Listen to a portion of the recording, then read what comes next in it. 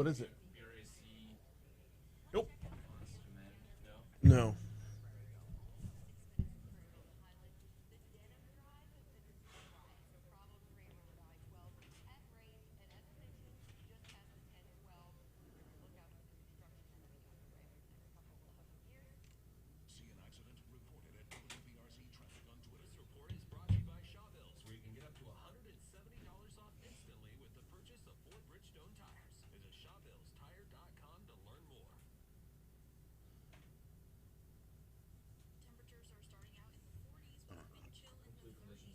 Cool.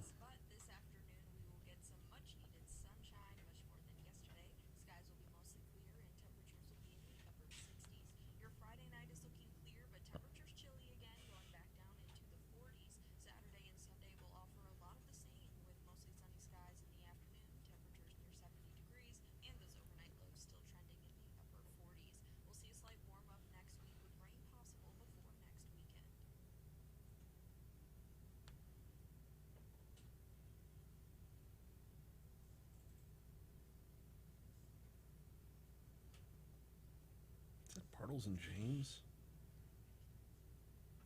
Why? Oh, that was the two guys who were in the commercial. Yeah. That wasn't actually Bartles. It was just Well, whatever. You know what I mean. yeah. You shove your seltzers up your butt. We had Bartles and James wine coolers. Two really old dudes. Frank Bartles and Ed James. What's not in my head today? Because that is. Friggin' Jeff Johnson posting shit.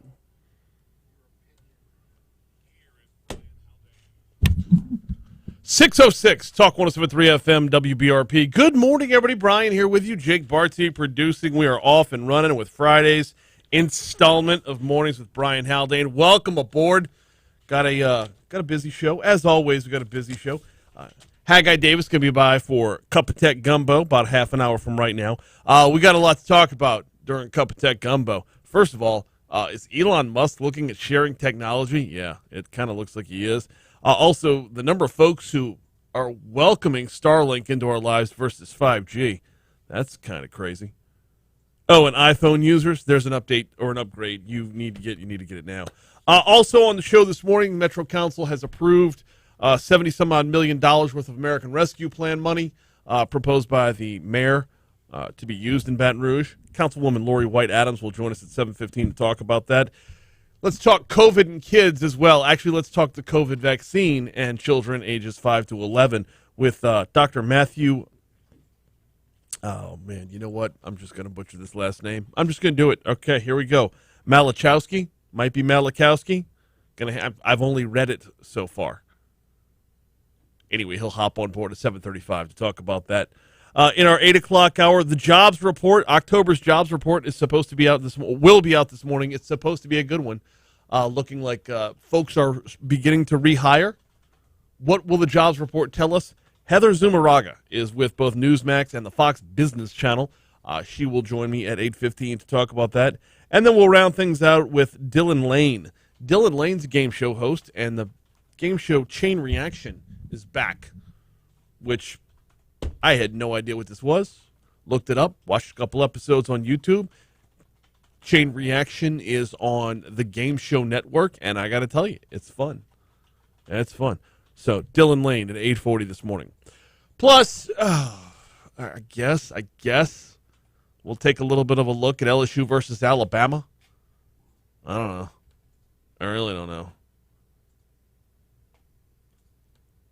We'll have the latest on COVID-19 and the rest of the news of the day. Top stories and trending, outside in, this day in history, and the like. Oh, as we do lead the show off, though, this morning,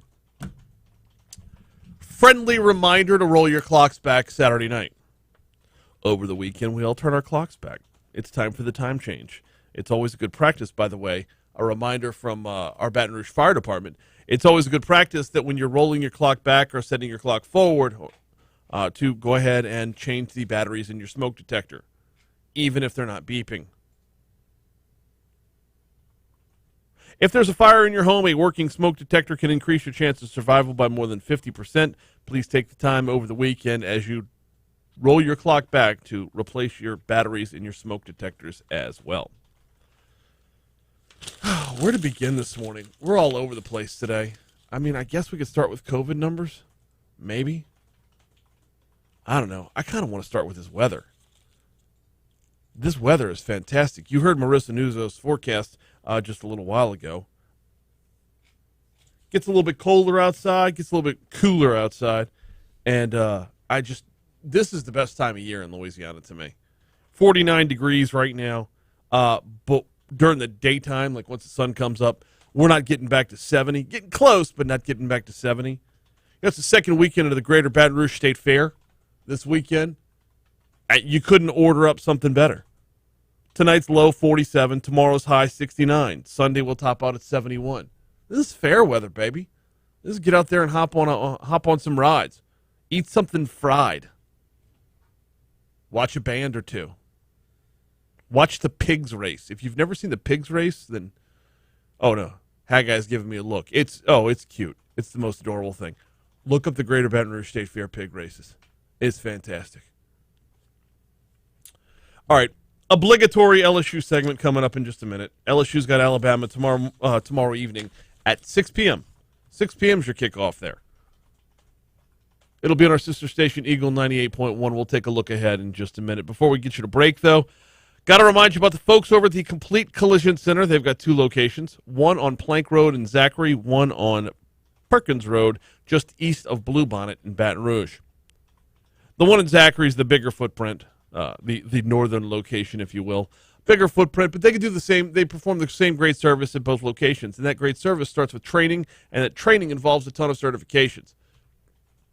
Complete Collision Center is certified by more than a dozen major car manufacturers, the people who make the cars. They also have the iCar Gold Class certification. What does that mean? Visit CompleteCollision.com to learn more about it. The long and the short of it is there's constantly changes in technology. There's constantly upgrades in how things are built and put together and put back together. They don't build cars like they used to, which means you don't repair them like you used to either. Today's vehicles contain advanced, lightweight materials and safety features like crumple zones and sensors that help protect your family. Repairing them properly after a collision requires up-to-date training. Complete Collision has that training. The iCar Gold Class certification puts them in the top 15% of body shops nationwide. Check them out online at CompleteCollision.com.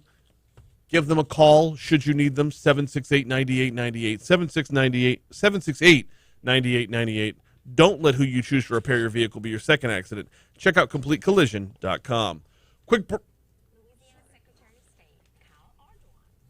Well, Louisianans always come together to help our neighbors in disasters. Some tradesmen will try to take advantage of those in need. Follow these simple but important guidelines. delicious. I can't believe how much better my stomach's been since switching from coffee to Red Bull. How weird is that? Yeah, you haven't really mentioned it much since you switched. Well, I think it's the overall volume. Because rather... 2 big-ass mugs of coffee. That's why. Going from taking in like 40 ounces of liquid to taking in 8.4. I think that does the trick. Even with like one coffee, like the first half, it's like, oh, this is a nice drink, and then the second half, or maybe even the bottom third, I'm like, okay, Yeah. hang on a second. Don't fall for a post-hurricane scam. Wbrc.com for more information. Honesty, integrity, attention. Do you want any cuts for the sports segment? Oh, yes. Go to Muso's folder from yesterday, please. I got you. Okay, Osho, Yeah. basketball status update. Damon Clark named Butkus. Nothing is showing up. Come on. Damon Clark. Damon Clark named Butkus semifinalist. I want that one, yes, please.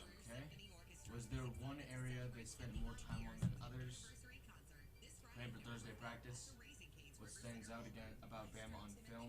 Stands out about Bama on film. On Bryce Young. Bama passing game. How do they establish run early? On No. Alabama defense. On Alabama linebackers. Okay. Yeah, what stands out about Bama? Bama passing game and Bama defense.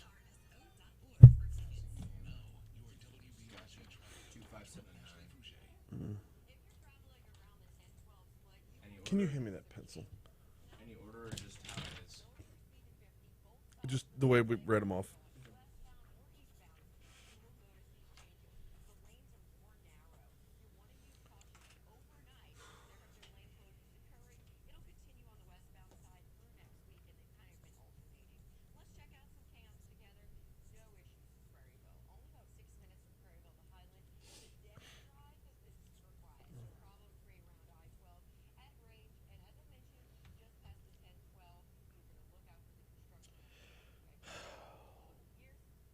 See an accident? Report it at Wbrc Traffic on Twitter. This report is brought to you by Wbrz, where you can get up to $170 off instantly with the purchase of 4 Bridgestone tires. Visit Wbrz. Hey, morning, Christy. Welcome in, sweetie.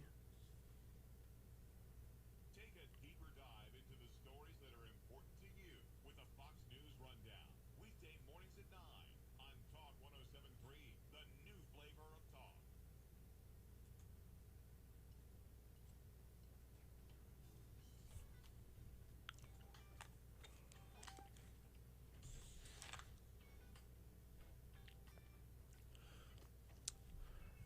.615 Talk 107.3 FM WBRP Sports Time on Mornings with Brian Haldane, and we're looking ahead to LSU versus Alabama. Kickoff at 6 p.m. Network pregame starts at 4. I believe our coverage on Eagle 98.1 actually begins at 1 p.m. We will begin pregame coverage at 1. Whew. Getting ready for number 2 in the country, Alabama.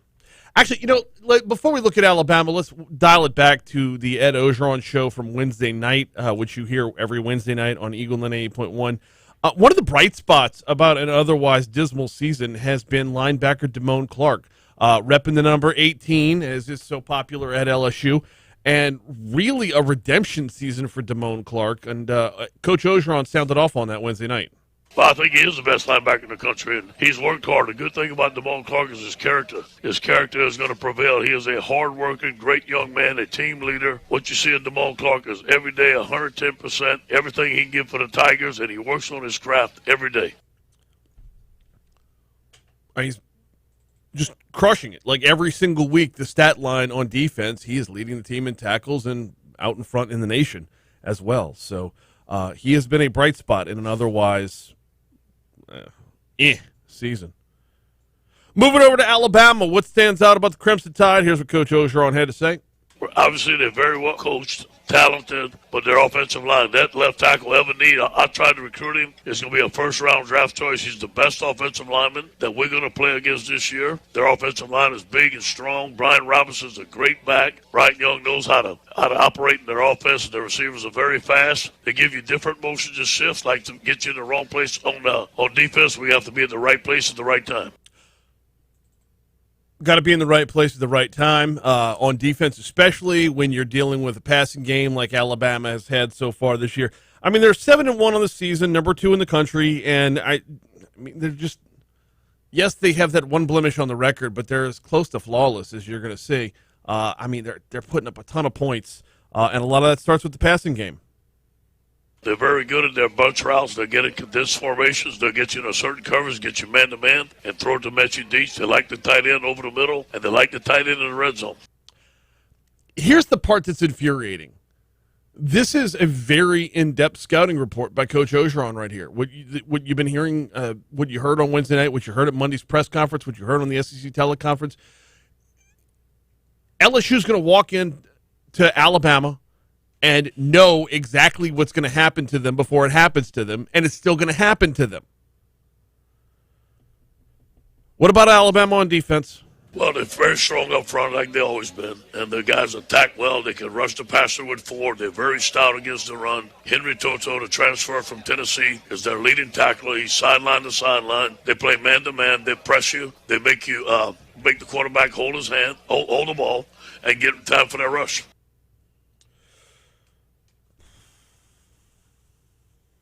I mean, I don't think I'm speaking out of turn. We're just playing out the string at this point, right?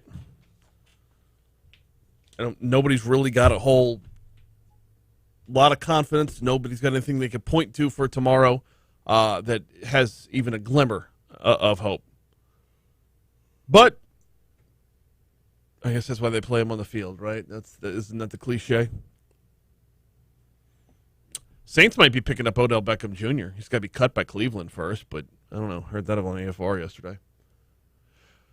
Saints have the Falcons on Sunday, and that's a good thing because whatever woes we will have on Saturday, love beating up on the Dirty Birds. Both games on our sister station, Eagle 98.1. Let's get you to the Fox Business Report. Coming back after that, we got a lot of ground to cover. Election, early voting is wrapping up this weekend. We'll talk about it next.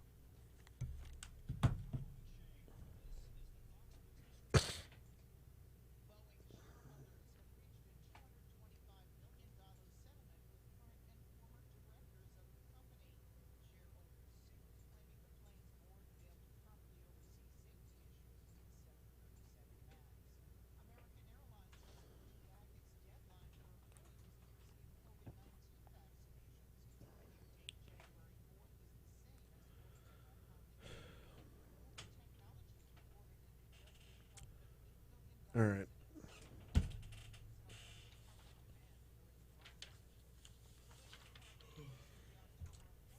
Oh, I'll be right back.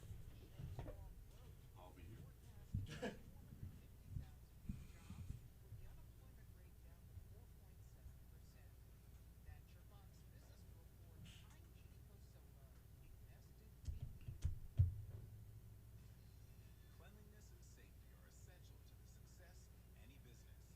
That's why Cintas has introduced our Total Clean program, a one-of-a-kind service that includes scheduled deliveries of essential cleaning supplies, hygienically cleaned uniforms, and on-site sanitizer and disinfectant services to help eliminate germs. Learn what the Cintas Total Clean program can do for you. Is that in the show description? Is that supposed to be Laurie White Adams? The show description? You've got on YouTube. Is it Laurie White Adams? I couldn't read the spelling. Whoever writes this thing is Brian. Handwriting isn't exactly clear. It's not Lucy. It's One that delivers safety and growth. Hi, I'm Gregory Ricks. I'm giving you a complimentary Laurie White Adams. She's in the Metro Council. as an asset price. Go to GregoryRicks.com/asset. GregoryRicks.com/asset. Investment advisory services offered through AE Wealth Management, LLC. Run like a cheetah to our 16th annual Zoo Run Run. This 2-mile see race events and now. half-mile Kids Fun Run will take Is that place like an November S? 13th at Wbrc's Baton Rouge Zoo. At the event, you'll enjoy the scenery and the animals as you gallop your way through the zoo. Best of all, every single participant receives a medal. All proceeds What are we doing? Oh, he had Spelled one of the names wrong. Oh. Lucy. He had Lucy White Adams instead of Laurie White Adams. Well, even if that was an S, that's not how you spell Lucy. annual Zoo Run Run. No, it's Lori. Yeah, yeah. I was looking at it like, wait, who's LOUSIE? I was like, I know Laurie, and I don't. He even has a nickname. I don't- Actually get paid cash when you buy gas with the Get Upside app? Yes, up to 25 cents a gallon. Cash back every time I buy gas. Does that actually add up to anything? Some months I make $200 to $300. Wow, that's serious extra cash. I'm downloading the free Get Upside app now. Download the free Get Upside app now in the App Store or Google Play to save up to 25 cents a gallon when you buy gas. Use promo code PASS for a 25 cents a gallon bonus on your first tank. That's up to 50 cents a gallon on your next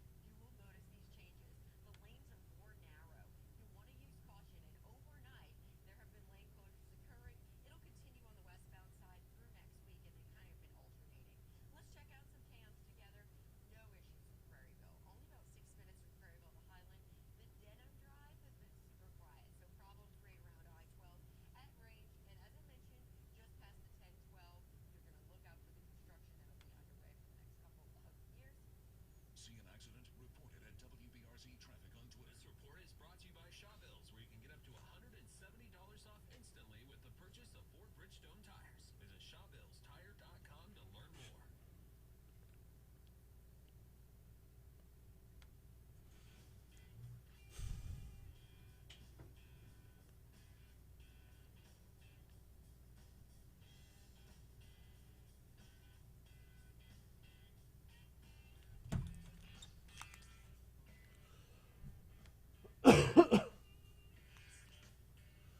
.625 Talk 107.3 FM WBRP mornings with Brian Haldane rolling right along. We got Cup of Tech Gumbo coming your way in our next segment. Right now, though, if you wanted to partake in early voting, you have until like tomorrow. It closes out. Early voting for the November 13th election wraps up Saturday. For Secretary of State Kyle Ardoin, turnout thus far, it's been light to say the least. But we're open and ready for business for folks to come and early vote on the constitutional amendments and their municipal elections and propositions from local government. We've known this from the start. It was going to be light. How light is going to be, no matter how prepared you are, it's still going to be alarming to realize that fewer than 10% of the populace wants to have an active role in their own future. Ardoin does not have an estimate on turnout thus far, but by the end of the election, he expects only about 24% of registered voters will bother to have cast their ballot. I think that's double what it's actually going to be. He says when it comes to voter turnout, the largest response is expected in the New Orleans area. Right now, it's Orleans Parish because they have a ton of municipal elections that are drawing more attention and has a lot more probably campaign activity going on. Topping that activity, of course, the bid by Mayor Latoya Cantrell, who is seeking re-election or seeking election to a second term. She's got more than a dozen challengers, but it's nobody anyone's ever heard of. So, she's going to win. I mean, unless there's something completely like grassroots and underground that's just going to spring up next Saturday. Ardoin's hoping for a better-than-expected turnout despite the lack of hotly contested races around the state, since the state has done a lot of advertising, noting the importance of the constitutional amendments that are on the ballot. You know, the Constitution is important to our state, and so I hope that they will weigh these four amendments and vote as they see fit. Yeah, but we vote on 3 or 4 constitutional amendments every single year, and I will say this, I'm guilty of it too. There are 4 constitutional amendments on this ballot. Anyone you ask is going to tell you numbers 1 and 2 are important. Numbers 3 and 4, not a clue. Number 3 has something to do with levy districts. Number 4, I don't even know. Number 1 is about consolidating sales tax collection. That is going to mean more revenue for the state without having to raise our taxes, and that's a good thing. Firmly entrenched in voting for number 1. Number 2, caps out our income tax. Also a good thing, as far as I'm concerned. Both of which have been signed off on by the governor. He would not have put either one of them on the ballot if they weren't, by his very definition, revenue neutral. Number 3, not a clue. There's a family court judge race, I think, in Baton Rouge at some point. Maybe we're renewing a millage for cats as well. But in the grand scheme of things, like we just looked at earlier in the week, Virginia voted for governor. New Jersey, Boston just voted for mayor. Nothing like that on our ballot. So where's the motivation? You wake up next Saturday, you go out to the zoo run. Yes, you should wake up next Saturday and go to the zoo run. You wake up next Saturday, you go to the zoo run, and then what? I mean, you're out and about, might as well swing by and vote, even if you don't, like, you're not completely invested in a person on the ballot. But very few people are going to do that. I mean, maybe you're heading over to campus to tailgate and the like. Although I got to imagine that number's going to dwindle a little bit too. Hey, speaking of which, run like a cheetah at the 16th annual Zoo Run, 2-mile race and half-mile kids fun run presented by Ochsner. November 13th at 8:15 a.m. You'll run, you'll trot, you'll gallop right through Wbrc's Baton Rouge Zoo. All proceeds from the race support your Baton Rouge Zoo and international cheetah conservation efforts. Then after the race, participants are invited to join us for food, refreshments, and an awards ceremony. To register, visit brzu.org/events, brzu.org/events. Then we'll see you on the morning of the 13th for the Zoo Run. I'll be out there DJing. Seriously, pregame in there. Got the little warm up, national anthem and the like. Be out there for that. If you've never done the zoo run, it's actually a heck of a good time because you're going all the big path through to the zoo. So it's an easy track to run. It's only 2 miles. It's not a full-on 5K. And, you get to run right through the zoo, run past the animals, and wind it up by the pavilion afterwards. It's a good time. All right, we're going to talk a lot about Elon Musk in our next segment. We're going to talk a lot about iPhones in our next segment. And if we get a chance, we're going to talk about Facebook as well. But there's a lot going on in the world of technology, which is why every single week we bring on Haggai Davis for a cup of tech gumbo. That's what's happening next. Golly, I hope we can get all the Facebook stuff. I'm going through the rundown here of what we've got in our next segment, and there's more. There is more than we're going to have room for. How to fix Facebook according to Facebook employees. How to avoid conspiracy theories. Best of luck with that. We'll cover as much ground as we can. Cup of Tech Gumbo coming your way right after we check CBS News, then our local news, our traffic, our weather. It's all coming your way right now on Talk 107.3 FM.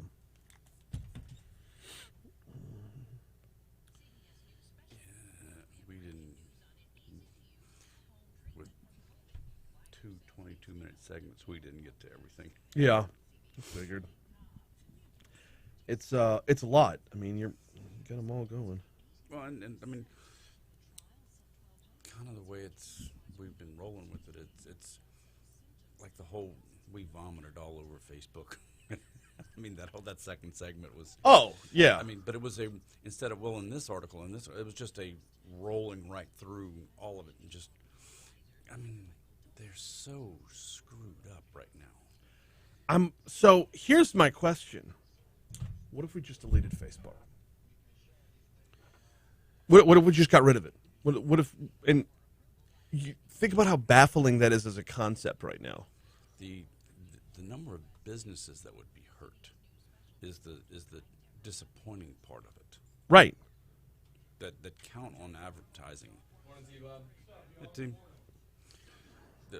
The number of businesses just during that 6-hour outage a couple of weeks back. I know. The number of businesses that were severely impacted for 6 hours of not having their stuff on Facebook tells you how deep into woven it's into the fabric of our society. Mm-hmm. And in a very short period of time. Yeah. No, it's been more than a decade. 15 years. Yeah. To be that entrenched in the entire global economy. Yeah. Not just, I mean, in 15 years to be the global impact that it is. It'd be one thing if it dominated Baton Rouge in 15 years, or if it dominated Louisiana in 15 years. Yeah. But the entire planet. What was the tagline? Remember the movie The Social Network came out? What was the tagline? You don't get to 500 million friends without making a few enemies? Something like that. And that movie was almost a decade ago. Yeah.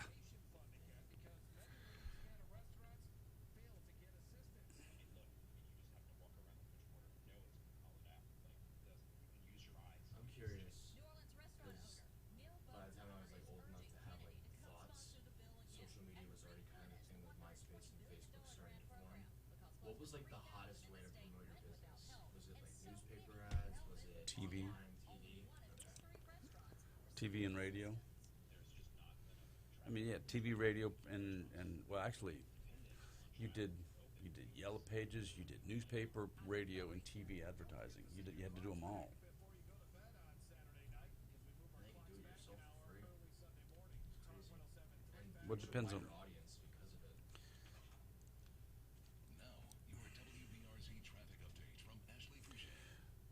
I can't imagine what it's been like for y'all to have to adapt to that at that point in your life.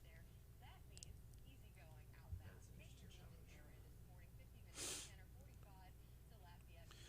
So the interesting thing about the SpaceX comparing, or Starlink to 5G. Yeah. We used that article because it's a clickbait headline. Mm-hmm. They took a poll in 2018, another poll in 2019, and a poll in 2020, and then extrapolated some data based on, well, if you look at this and then you compare it to that, and well, then more people will like this. There was not somebody going around, would you rather 5G or Starlink? Really? No. But if you look at the headline, that's what Wait. it says. No, it's in a recent survey from Wbrz. 53% of American respondents reported they've had a connectivity. Well, yeah. All right. Yeah, It's a clickbait, and we It talked is. about how Damn it. This was a clickbait article, and how they're making up things about, because if you think about it, everyone's seen 5G commercials.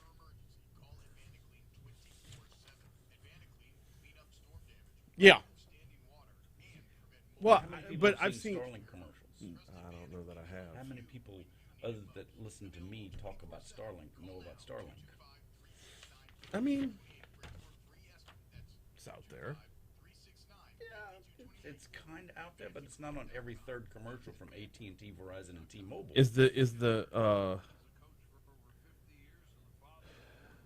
hang on.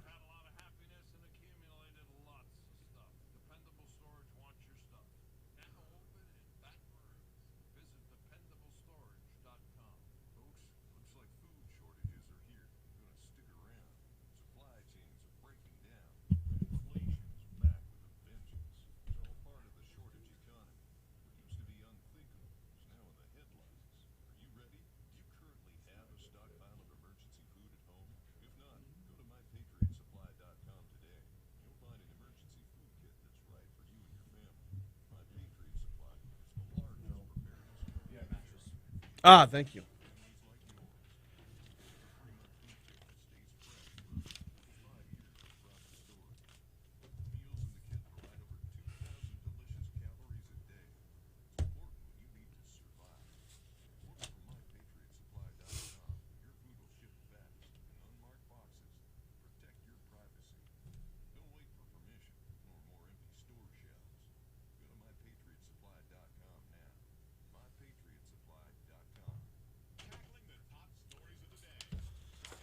I blew right past this LSU selected to apply for cybersecurity operations designation because they're only applying for it right now. Yeah, but they're going to get it. Oh. That's the difference. I read the press release from were the- LSU. I read the press release from LSU earlier in the week. It was, I don't know. I was underwhelmed. Well, they're the only school this year that's allowed to apply. Interesting. So it's a pretty big deal for LSU. All right. Check out Tech Gumbo, presented by Cardinal Capital. Saturday and Sunday at 4. We got 30 years worth of files right here in this computer that are going to bring you A cup of Tech Gumbo on Talk 1073. I'm sorry, wrong password. Yeah, it's time for a cup of tech gumbo. Yeah, it's time to welcome in Haggai Davis. What's happening, man? I'm in here on a chilly morning. I'm telling you, it's nice outside. I got sleeves on. Oh, I brought my coat in. I didn't, it's the dead of winter for Baton Rouge. I can't wait to drive home this evening and see fireplaces lit up. Turn with the air conditioner on. Mm-hmm. It was crazy when it dipped down last week. We put the heat on, and then 2 days later, the air was back on again. Oh yeah. And now we've middled out to where it's just turn the whole thing off. Run your heater overnight and the AC during the day. Mm-hmm. Yeah. We can warm up with the heat of the 5G. We'll get to that in a minute. The radiation from the 5G keeps us warm.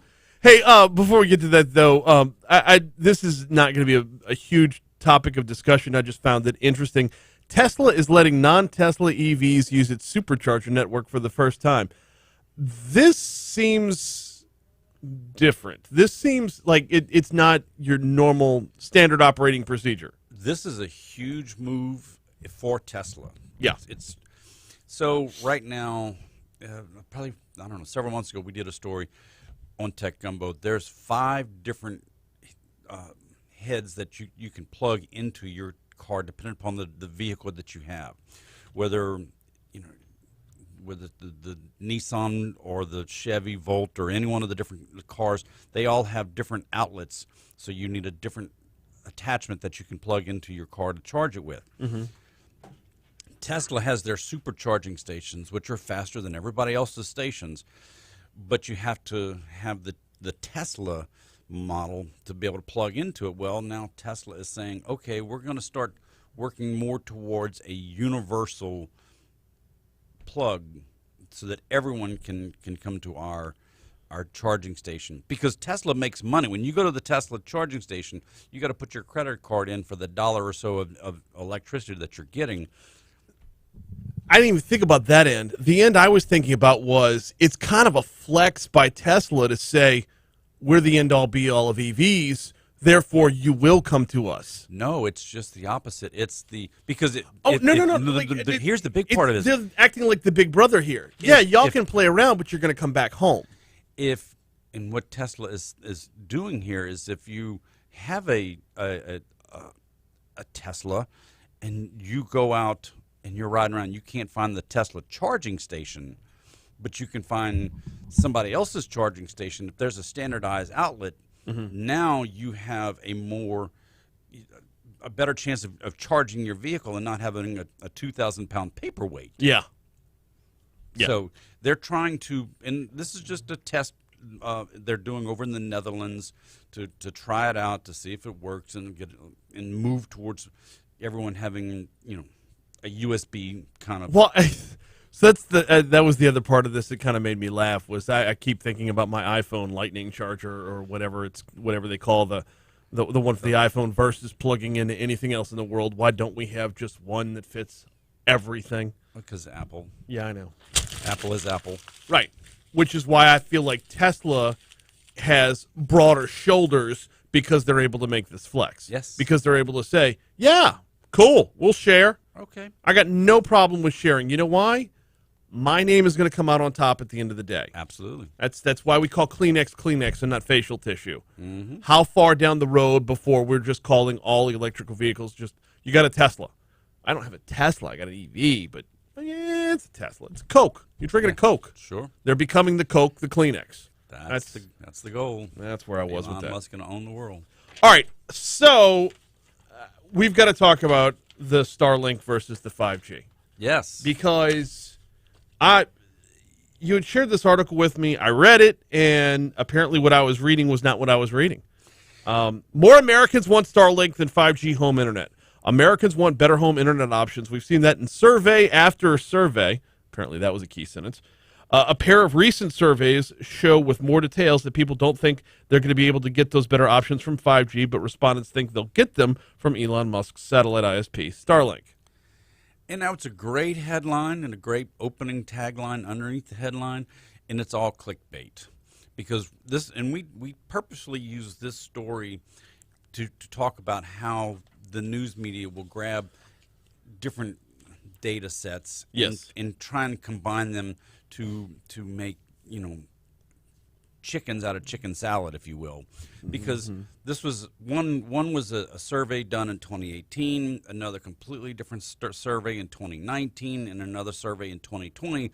Not one had anything to do with the other, but they extrapolated the data from the three different surveys and said, well, of course more people are going to want Starlink than 5G, when very few people on Earth have ever heard about Starlink, but everyone has seen a 5G commercial, because you can't turn on your TV for more than 15 minutes without seeing an AT&T, T-Mobile, and Verizon 5G commercial. So it's which is hilarious, because who's watching that much TV? Good point. Fast forwarding. Got the Netflix, the Ted Lasso, except for sports. Exactly. And that's the only sport. That's the only TV I watch anymore is sports, and they're filled with the 5G commercials from the cellular carriers. That and Blue Bloods on a Friday night in the Haldane house. That's about it. Okay. Yeah. Oh, we're big Blue Bloods. We're a big Blue Bloods family. We love the Reagans. Cool. Yeah. No, it's the opposite of cool. So, no, but there's these pretty graphs within it and everything looks like it's in order. It says, how do Americans feel about switching to Starlink Internet? 51% of Americans say they plan to sign up for Starlink satellite internet once the beta program becomes available to them. So is that not accurate? Okay, 51% of the people surveyed. So if they go out and they survey 10 people, would you like to sign up for Starlink because it's going to be $100 a month and you're going to get 300 down and 30 up in internet speeds? Well, yeah, sure. That's, I'd like that. Okay, great. That's a yes. As opposed to, do you want to go to satellite internet versus your Cox internet or your Verizon or AT&T or whoever your ISP is? And that's where this whole article just really gets off the rails, and it's fascinating when you read these different articles like this, and then you start looking into the details and go, wait a minute. Yeah. Well, that's a shame because, yes, that's exactly where I was at. I read all the pretty graphs. 48% of households say they've used cellular data instead of Wi-Fi or Ethernet over the past 6 months. Yes, we use it for streaming. All the numbers stack up, though. Even if so here's why it kind of makes sense, because to have 5G internet in your house means you're going to basically have a cell tower in your front yard. Right. As opposed to, I can just put a little dish on my roof or on the side of my house and get Starlink. So of course I want Starlink more than I want a cell tower in my front yard. And this is something we've talked about in the past with the 5G and the ineffectiveness of how many towers they're going to need and how the towers are short, they look like a streetlight. If you need that much of it, it's not that good, which is why I bought into the Starlink. I don't want the 5G towers every block. Of course not. All right. We got to take a break. When we come back, we got to talk about iPhones and an upgrade that's needed. We'll get into that. And we've got to talk some Facebook on some level. Hey, before we take that break, though, if you're in the market for a new mattress, this is the weekend to do it. If you've never heard of the Nectar mattress, this is the weekend to learn about it at both locations or either location of the Baton Rouge Mattress Outlet, 4065 Florida Boulevard, or the corner of Jefferson and Hoosier 2. Mitch and his team, they've got the 25% off all Nectar products this weekend only. This is at either location. 25% off the Nectar mattress or all the other products that they've got. Look, swing by, try a few mattresses out, lay down on all of them, see what's best for you. Both locations of the Baton Rouge Mattress Outlet, 930-5779 for the Baton Rouge Mattress Outlet. Troy's right. Tesla's going to roll out the universal charging adapter and then charge $1,000 for it. Probably right. And people will pay for it. They'll pay $1,000 because, ooh, boy, I got it from Tesla. Woo-hoo. I know.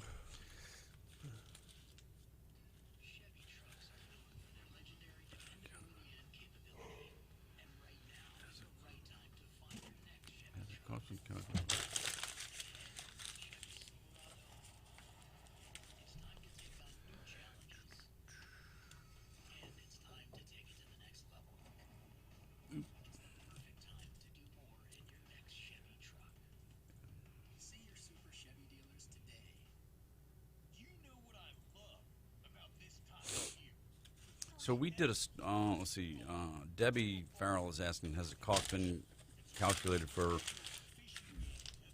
charging your car if it's plugged in your house? To do a full charge in your car is about $2 or $3 at the most. Whereas if you go out and fill up a tank of gas, it's about $30.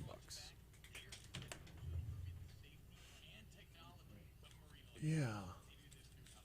I want to know which resort.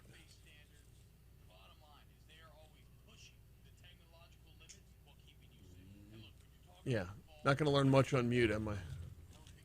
$2 or $3 to fully charge your car. Yeah. Now, but a full charge is not the same as a tank of gas. Sure it is. Really? Yeah. Mileage-wise? Mm-hmm. About 350 miles. Really? I wish I could afford a Tesla. So you're going to spend roughly $40,000 on the vehicle, and then you got to spend about $5,000 for the charging station at your house. Mm-hmm. But once you're there, now you're spending $10 a month on fuel instead of $200 a month. If you're spending $30 every 10 days to fill up your car, or if you're depending on how much fuel you use. I fill up my tank once every other week. So that's fine. So, like, I probably go through, depends on, I mean, about once a week I'm filling up my tank. And I get it right at 350 miles on about $30 worth of gas, depending upon where if the price of gallon stays where it's been lately. So that's $120 a month for fuel. Which you'd be knocking down to about $10. Yeah. So over time, that adds up real fast. And $1,200 a year versus $120 a year. Yeah.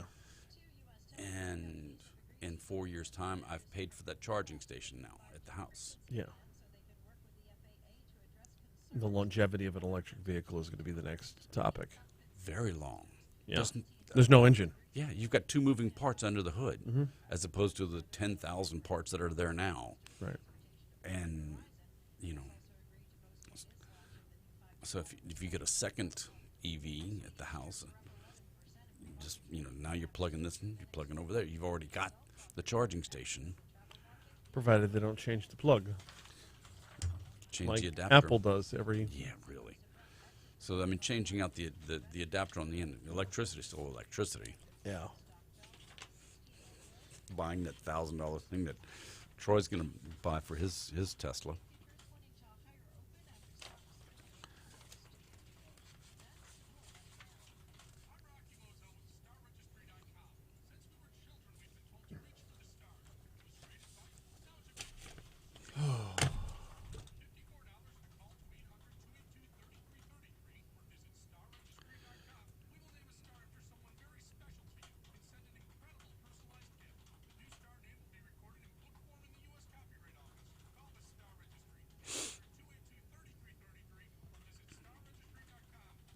And Eric, that's why I wanted to get I want to get an F-150, but I want to get the hybrid F-150, so that my gasoline usage goes way down. I have to spend more for it, but he's talking about he's got an F-150. He gets 450 miles per tank, but it costs him $70 to fill it up. Right, 36-gallon tanks. I never get it past 20. I don't know. I filled up yesterday for like $30, and I drive a Ford Focus. Like, if I'm gonna have to pay $35 to fill up my gas tank, I don't want to have back problems. I hate my car. I understand. But it's paid for. And now's not the time to buy a new one. Do I? Now's not the time to buy a new one. I know. Because good luck finding one. Mm-hmm. 652 Talk 107.3 FM WBRP mornings with Brian Haldane rolling right along. Cup of Tech Gumbo rolling right along, and we got to talk about some urgent security fixes for iPhones, iPads, and Macs you need to update right now. What does this update do, and what are we at risk of if we're an Apple iPhone found user? some flaws in their iOS and Mac operating systems, and because this was such a flaw that this update or this patch, the security patch, works for the Apple Watches, the iPhones, the iPads, and the Macs. That's how across the board it is. So if you're on the iPhone, if you haven't upgraded all the way to iOS 15, at least go to the 14.8.1 because these patches are really important out there. The same thing with your Apple Watch and the Mac OS. Do the upgrades. It's a quick, about 2-3 minute upgrade, but it's a big security. If Apple goes across their entire platform, Yeah. it's a big deal. So normally I wait until I get the alert on my phone. Normally it'll tell me when I have an upgrade or an update coming. Right now I'm at 14.8.1, but it tells me that iOS 15 is available. Yes, iOS 15 is available. I would still wait another month before I upgrade to 15. Really? All right, close that out. The 14.8.1 is you've got the latest up to date. So you got the security patch. Okay. So you're good there. All right. The 15 came out in October, and at the end of October when it came out, we said wait 6 weeks, just because when you do a full number upgrade like that, there's a lot of things in it that need to be settled out, and this is one that Which is still- where you get the 0.8.1 is they've had to go through this numerous times. Yes. Yeah, one of the things I got into the habit of getting their updates on a regular basis because before I learned how to turn my automatic updates off, I would get so frustrated with having my phone download the update on its own in the overnight hours, and then I also rely on my phone as my alarm clock because I'm just incredibly lazy. And phone never came back on, or the phone was still spinny wheel at the wrong time. Yeah, you know. Yep. Yeah. You need the automatic updates in the middle of the day for you. Exactly. I know. Give me my automatic updates at 9 a.m. As soon as the show's over with. I know I have like an hour at that point. All right. Can we talk Facebook? Okay. I reserved just 4 whole minutes to talk Facebook. You think we'll cover it all? Yeah, we spent 22 minutes and didn't get through it all. That's why this is a cup of tech gumbo, hey, Exactly. guy? All right. How to fix Facebook according to Facebook employees. So the first thing that you have to do is start trying to make your product good. And this is from Facebook employees. Quit making your product suck was, Wait. Does their product suck, or is it used wrong? Yes. Okay. Why does Facebook suck? Because it incites violence. When you start doing point systems, you get 1 point for a thumb up, but you get 5 points for a thumb down, or the angry emoji. Mm-hmm. And so that's Facebook has their own research that shows they get much more user eyeballs, and more interaction when people dislike things. Yeah. And so stop trying to incite, anger in people, and don't make your product suck.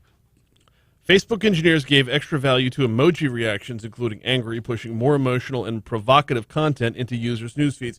I'd be amazed by this, and this is one of the reasons why so many different media platforms are leaving Facebook for other venues.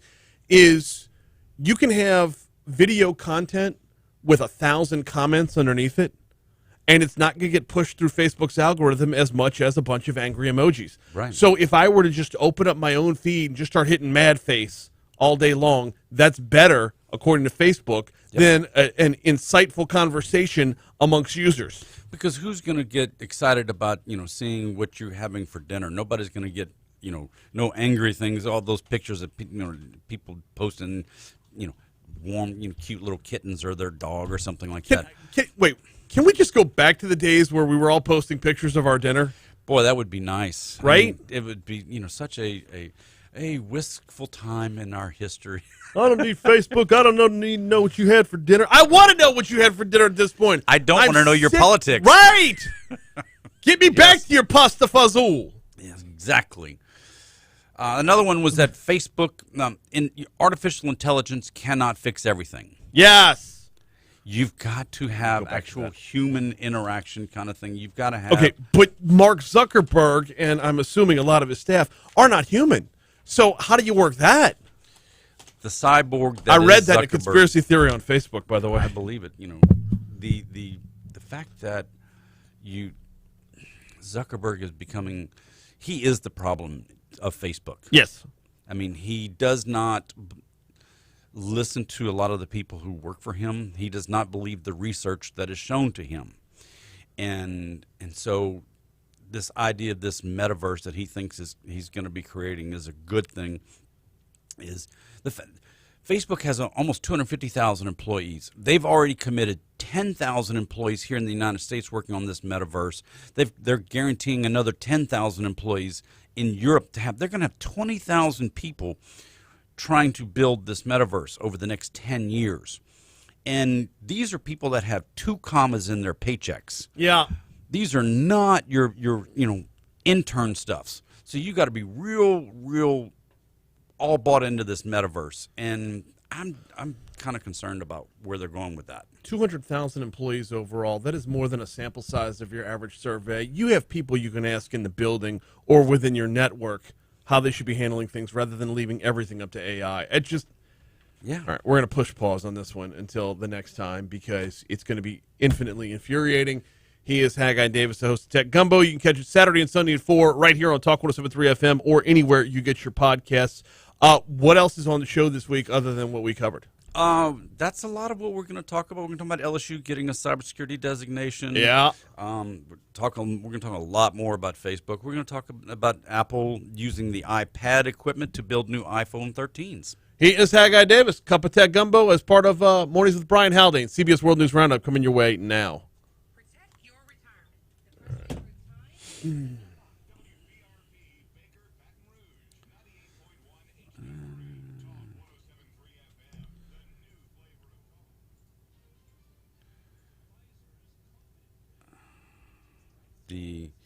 The whole idea, Apple is sitting there looking. They can't get the pieces and parts to make the iPhone 13s. That everyone wants an iPhone 13, but nobody's buying iPads. The iPad's become obsolete. Well, because it was a good idea. The phones are getting so much bigger now. So why do you need an iPad? Kind of thing. Because the tablet moved over to the Surface, so now you got a tablet plus keyboard. So, well, you've got Apple. They're hitting 50% of their projected numbers. jeez. But the same equipment that's in iPads is working in the iPhone 13. So they're going to the warehouse and they're breaking these iPads down and they're repurposing the parts from the iPads into iPhone 13s. Wow. Because they can't get the parts anywhere else. And so at least they're not throwing the iPads away. Yeah. So I thought that was rather clever that at least they're doing that. I mean, I guess. They've got to recycle their own unused products. Global supply chain issues. But then they still have to get them here to the United States. Once they make them in China, they're going to sit off the coast of California like all the rest of the ships. I was talking to Kilmeade yesterday. He says, go get my new book. It's a great Christmas present. In fact, it's the only Christmas present you can get that won't be sitting on a barge in the Pacific. So stupid. He's right. No. Sadly, he is. All right. We'll pick back up on the Facebook stuff at a later time. So here's the burden, right? And you got to think. I mean, your show is all tech, so you can dive in a little bit heavier. But where do I draw the line between? It's like Franz and Jeff Landry. Where do you draw the line between it's enough? I've talked about that. I've beat a dead horse enough. I forgot to mention this is the start of our 8th year on Tech Gumbo. Oh, that's right. We're not going to talk anymore. We're going to give Facebook a rest for at least the month of November. Oh, because we've been puking on it for 6 weeks now. Yeah. We're tired of talking about it. But I'm not, though. I'm not tired of it because it continues to be a problem. And it continues. But that's why we keep talking about it, because it keeps popping up with bigger news, more news that if you avoid it, then you're purposely sticking your head in the sand and not talking about something that's driving the tech world. Yes. But it's like we went a month, and there was a stretch where we went a month and a half where 5G was talked about every single day. Sure. And it's like, from a user standpoint, look, within that niche world, within the niche of the podcast, it's absolutely imperative. But when I'm looking at everything overall, it just I don't.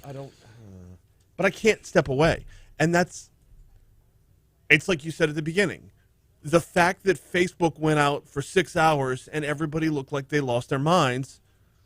It's like you can't wake up one morning with what was the line from Christmas Vacation? If I woke up tomorrow morning with my face sewn to the carpet, like you can't wake up like that and then expect to just go about your life as normal. You just pulled the plug on Facebook tomorrow, it would send everything into panic. We wouldn't know what to do with ourselves. No. And the thing is, there are dozens of other social media outlets that are just so easily adaptable. So usable. But and Tom from MySpace with his top 8 is somewhere waiting in the wings. And the rise and fall of all the other social medias. And, certainly, TikTok is still on its way up. And mean, they're. Y'all all laughed at me with the TikTok. I'm stunned by it. I mean, I look It at is it. And the most. You took what was there for Vine, and you made this video Twitter. it's just an amazing time suck. It is. My wife and I are completely addicted. We're just both like it was 2 nights ago, maybe 3 nights ago, I don't remember. But we're laying in bed and we're both looking at TikTok, and like she'd be like, "You look at this one," and I'm like, "Oh yeah, check this one out." And we'll laugh and swap our phones back again, and it's addicting. it is.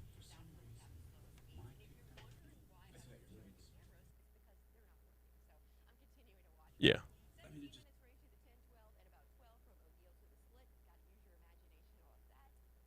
See an accident? Report it at Wbrc Traffic on Twitter. This report is brought to you by Wbrz, where you can get up to $170 off instantly with the purchase of 4 Bridgestone tires. Visit ShawBillsTire.com to learn more. Karen videos and the independent journalist videos, the guys who like to film cops just to be C words. If I could reduce those, I'd be very, very happy with the stream that I get from TikTok. I can tell you how to do that right now. How? You go to a video, you click on the forward part. At the bottom it says not interested. No kidding. That curates your entire feed. So if you have something you're tired of, you do that a couple times and that is gone. Karen video's gone. Like, they follow hashtags, and that thing curates your feed better than any social media that I've ever used in my life. Curious. All right, I'm gonna have to check that out. Well, yeah, I mean, let's be real. I mean, I want to, but I don't want to. It's a lot, though. So yeah, but what I find myself interested in on TikTok is like, there's 2 different guys who cook things that I watch all the time. I'll dive in later. 706 Talk 107.3 FM WBRP. Thanks again to Hat Guy Davis for stopping by for a cup of tech gumbo. As he walks out the door, I'm going to shout a tease for next week. If Facebook were to shut down tomorrow, where are the real viable alternatives from a social media standpoint? We'll have to tie that into next week's cup of tech gumbo. See, that was like an in-person and on the radio tease. Oh, it's going to be the question of the week on Tech Gumbo. Do I get a mug? Yes. All right. Hey, still to come on the show, we got Councilwoman Laurie White Adams going to be on the hotline in our next segment. Dr. Matthew Malachowski is going to be on with us at 7:35 this morning. He's got the lowdown and the skinny on the COVID vaccines for kids, approved this week for ages 5 to 11 years old. What does that mean? How do we talk distribution? We will talk with Dr. Matthew Malachowski. Might be Chowski. There's a CH in there. I've only read his name thus far. In our 8 o'clock hour, the jobs report for October will be out by sometime this hour, actually, and we will talk with Heather Zumarraga about it. We've had Heather on the show before. She is fantastic. She's a contributor with Newsmax. She is also with the Fox Business Report. She is remarkably insightful and a great segment at 8:15. And then Dylan Lane at 8:40 this morning. This is a recorded interview. I spoke with Dylan earlier in the week. He is the host. He's a game show host. He's the host of the game show Chain Reaction. And if you've never heard of Chain Reaction, well, then you're in the same boat I was in earlier this week. But I got to tell you, this is one of those. Game Show Network is doing some really cool stuff when it comes to original content. They're not just showing you like past episodes of Press Your Luck or The Joker's Wild. Press Your Luck. God, I miss Press Your Luck. Big money, no whammies, no whammies. Stop! Then they had the little whammy, which was a cousin of the Noid. This got very 80s very fast. We need to move on. Top stories and trending coming your way in just a second. First, though, I got to tell you about the folks over at Baton Rouge Physical Therapy. They actually bring you the outside in every day. Outside in comes up at the end of this hour. The outside in steps outside of East Baton Rouge Parish, as does Baton Rouge Physical Therapy. They've got 6 locations throughout the greater Baton Rouge area. You'll find them in Ascension, you'll find them in Livingston, and you'll find them right here in our backyard as well. They've been around for 60 years. They basically introduced physical therapy to Baton Rouge. Now, Normally, when you think about physical therapy, you think about, oh, I was in a major accident or I had some kind of traumatic injury. Well, no. What about some of those just everyday nagging injuries? Those things that build up on us over time, and then we wake up one morning when it's cold outside, my lower back, or my knee, or why is it when I go to grab something off a shelf, I feel a pain in my shoulder? They can work on all these things. Visit brptlake.com, brptlake.com, or call for a free screening. You can get complimentary screening by calling 917-9185. 917-9185. They're going to sit you down. They're going to listen to your story and make sure they're able to get to the root of your physical limitations. Get back to being your best you. Think physical therapy. Think brptlake.com. All right, time for top stories and trending. Let's go.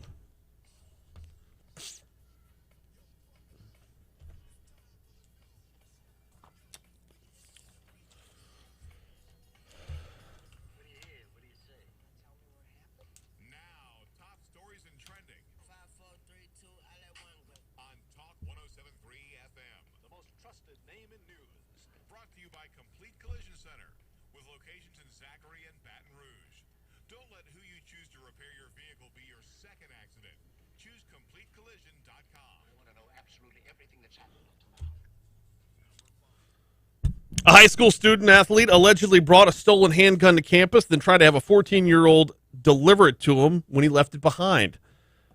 The East Baton Rouge Parish Sheriff's Office said DeAntoine Brown, 19 years old, was arrested this week after a gun was found in his duffel bag on October 29th.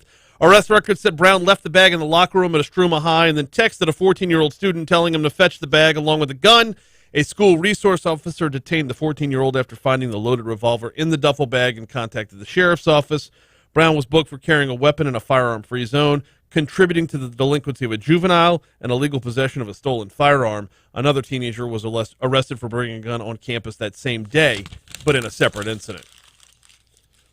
Speaking of guns, more than 1,300 of them have been confiscated by BRPD since January. I'm sorry, not by BRPD, by police in Baton Rouge since January that were either illegally owned, used in a crime, or both. East Baton Rouge Sheriff's Office released their own numbers Thursday. So far, for 2021, they've confiscated 680 total guns. That's an increase from the 638 last year. Police say a recent ballistics program that can determine if confiscated guns were fired in any crimes has helped remove weapons from the streets. Though the guns being confiscated are an equal mix of legal and illegal, one major source for the firearms may be surprising.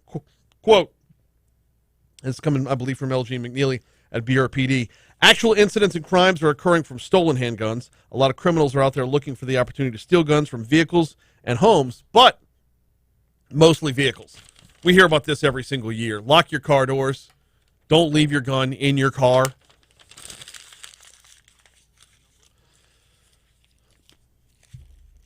Oh, this is a shocking twist to a story our news partners at Wbrz have been investigating for weeks.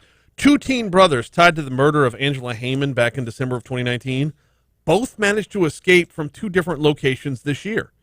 WBRZ's investigative unit learned yesterday Xavier Cade's brother, Jerome Cade, escaped from an unknown location back on March 2nd of this year. Sources said the Bridge City Center for Youth issued a warrant for his arrest. His whereabouts are unknown, and there's an active arrest warrant for him, according to sources. Xavier Cade escaped last month from the Baton Rouge Juvenile Detention Center, along with 4 others, after locking a guard in a cell and beating 3 guards up. One person is dead after being hit by 3 different vehicles while crossing the road. State police confirmed a bicyclist was crossing the road on Segan Lane near Perkins Road when they were fatally struck by the vehicles. This incident is still under investigation. Details are limited at this time, but that sad scene from last night on Segan near Perkins. The murder trial of 46-year-old Oscar Lozada has been pushed to February, more than 3 years after he was arrested for allegedly killing his wife back in 2011. The Advocate is reporting that his attorney, Stephen Sterling, is involved in another murder trial, which is set for November 15th, which could possibly run into Lozada's original trial date of November 29th. For this reason, a judge allowed it to be rescheduled for February 22nd of next year. 10 years ago, Bruley High teacher Sylviane Fink Lozada disappeared on July 5th from her home in Baton Rouge. Around that time, her husband Oscar cleared everything out of their house and bought 2 one-way tickets to Venezuela, fleeing the United States with their young daughter. In 2018, Lozada was arrested in Mexico and was later booked as a fugitive. In January of 2019, he was indicted on 1 count of second-degree murder. Sylvian's body was never found. That's a look at your top stories. Here's a look at what's trending this morning. You know what? I got laughed at a lot for making this comment a few months ago. But as COVID tests were more and more rampant, I said, how long till we start testing our pets? And if you're one of the users on YouTube or previously on Facebook, y'all remember like, oh, it's never going to happen, Brian. Well, if you've tested positive for COVID-19 in the past 2 weeks and think your pet might have also had the virus, you can now get them tested for free. LSU's vet school is offering the free test as part of a research project along with the State Health Department and the Centers for Disease Control. Quote, this is part of surveillance, said Dr. Udini Balasuria. You want to understand what role animals play in the spread of this disease. The vet school got a $35,000 grant for the project. They've already tested more than 24 pets. 5 of them have come back positive for COVID-19. Now, it's more likely that owners are going to give their virus to a cat or dog because it's extremely rare for animals to transmit the virus to people. Pets might even have COVID without their owners knowing, which seems weird to me because, you know, they're your pet. If you had COVID, you can make the assumption, I would guess. Anyway, COVID tests for animals don't come cheap. It costs more than $150 for a private lab to conduct the tests, which is why the free test over at LSU is valuable. It's a research project that wraps up next month. Yes, testing your pets for COVID. Now, laugh at me again when I tell you vaccinations are on the way. We got to take a quick break. Councilwoman Laurie White Adams joins us next. I chose to get the vaccine because it's safe for me, it's safe for you, it's the best way to eradicate this virus. I don't want to be the reason that if I catch it and I end up getting it. How would I describe her title I thought it was my responsibility. Councilwoman? Yeah, but like from We have older people dying and children under 12 that cannot get the shot. Please get the shot. You just say Metro Councilwoman. Is now FDA approved. For information, visit Is she 11 or 12? She's District 11. Yeah, it's Jen Rocca's 12. She's coming on next week. Yeah.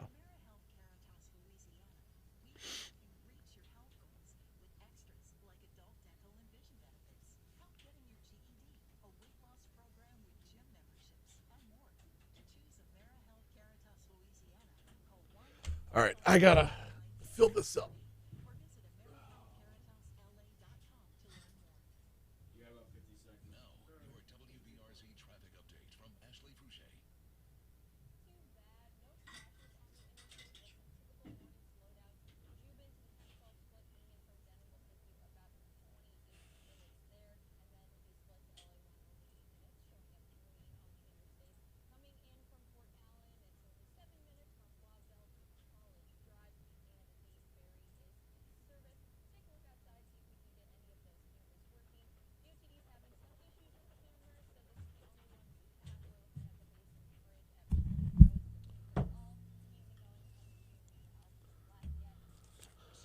Report it at WBRZ Traffic on Twitter. This report is brought to you by Wbrz, where you can get up to $170 off instantly with the purchase of 4 Bridgestone tires. Visit ShawBillsTire.com to learn more.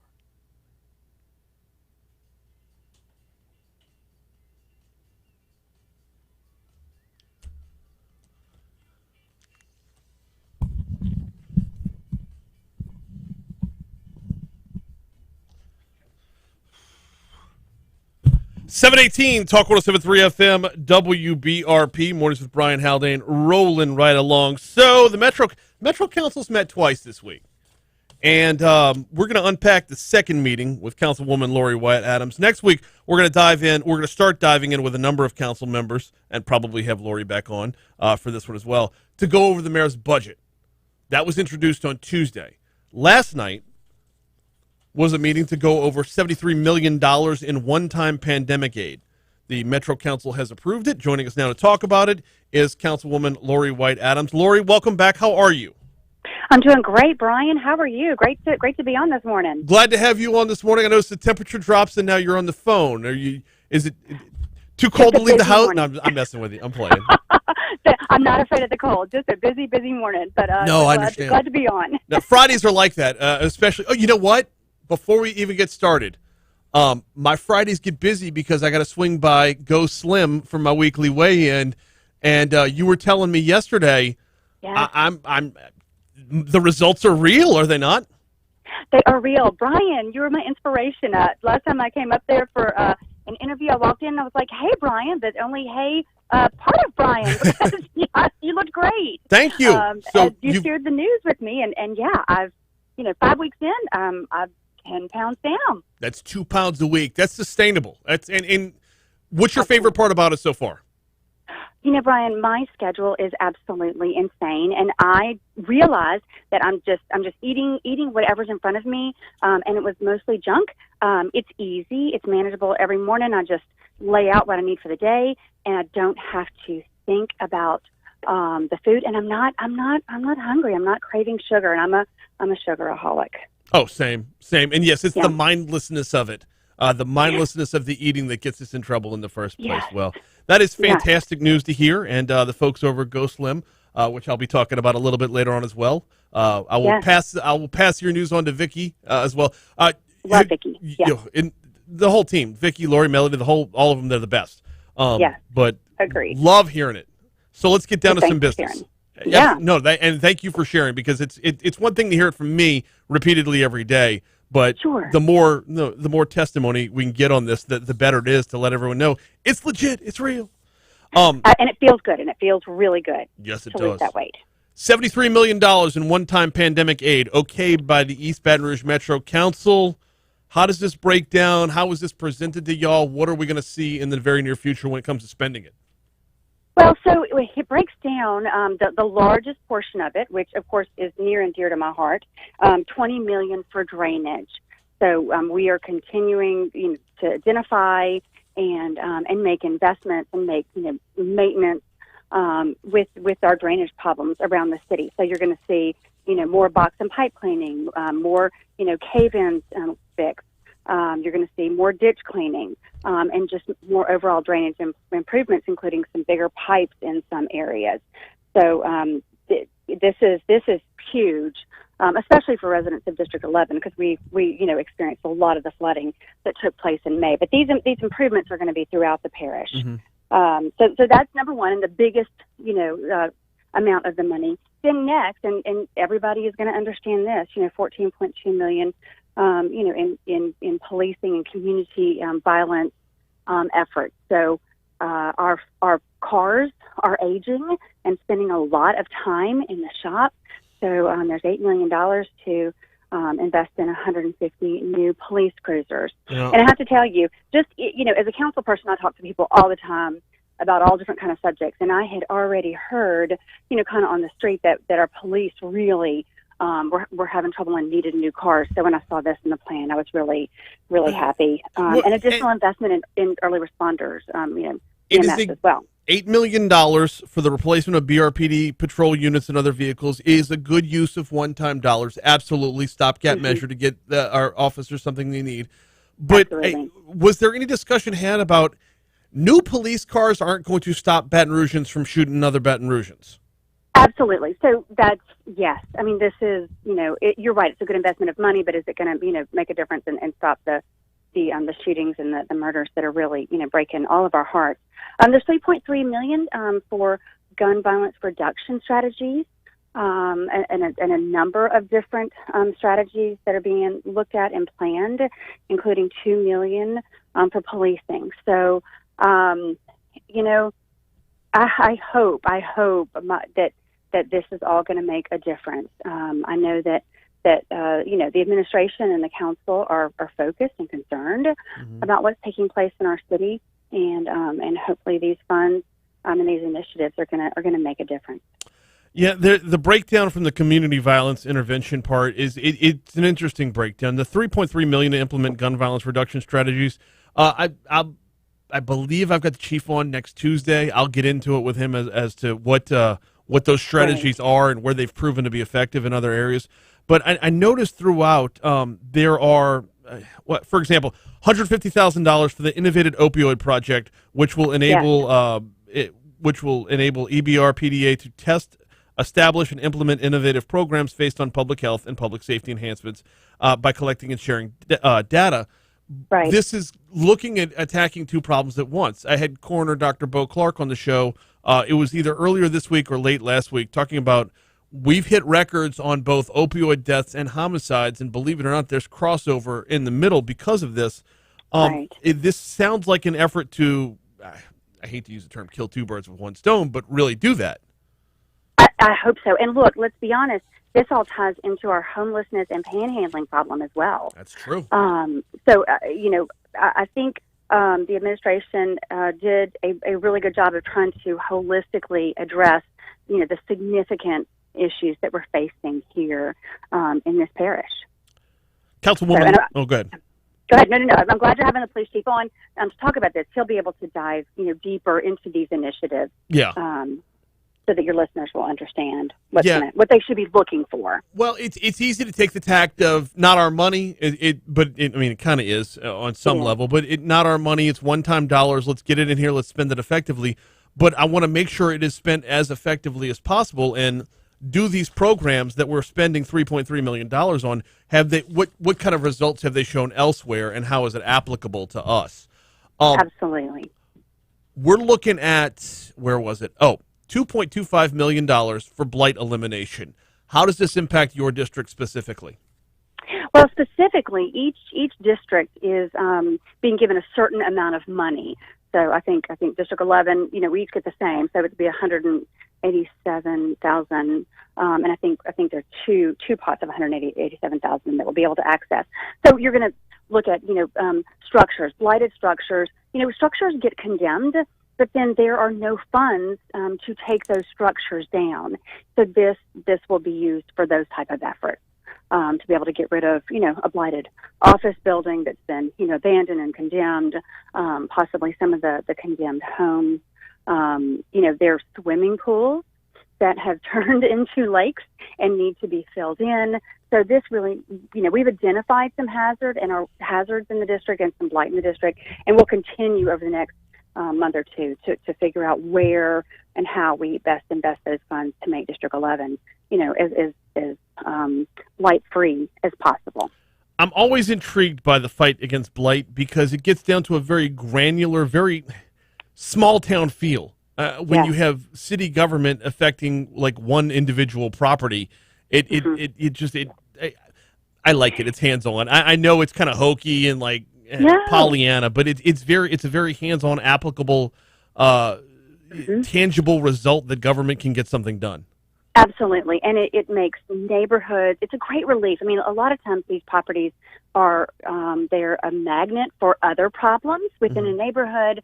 So they cause the residents, the neighbors, a lot of angst and a lot of problems.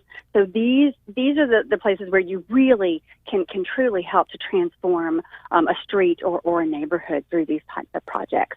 I'm with you. This is. It can also be emotional from being a council person, because it's people's property and people's homes. Yeah. And sometimes, it's sad situations. But then, other times you feel really good because this is going to make a significant difference. $6 million is being used for providing partial funding for the proposed Housing for Hero development. What is that development, and why does it cost $6 million as a partial payment? Right. So it is a development in North Baton Rouge aimed at providing affordable housing for the people who were the heroes of the pandemic. So we know that we have a lot of people, Brian, do the most important jobs, and just thinking about our CNAs in our hospitals. I mean, an integral part of patient care and hospital care, and they're very low paid, and it is difficult to recruit people or maintain people in those jobs. So this is a great opportunity for us to help some of the people who were really the unsung heroes of the pandemic and continue to be the unsung heroes, first responders and healthcare workers in our community every day, and help them be able to afford good quality housing. So that's the overall project is $11 million.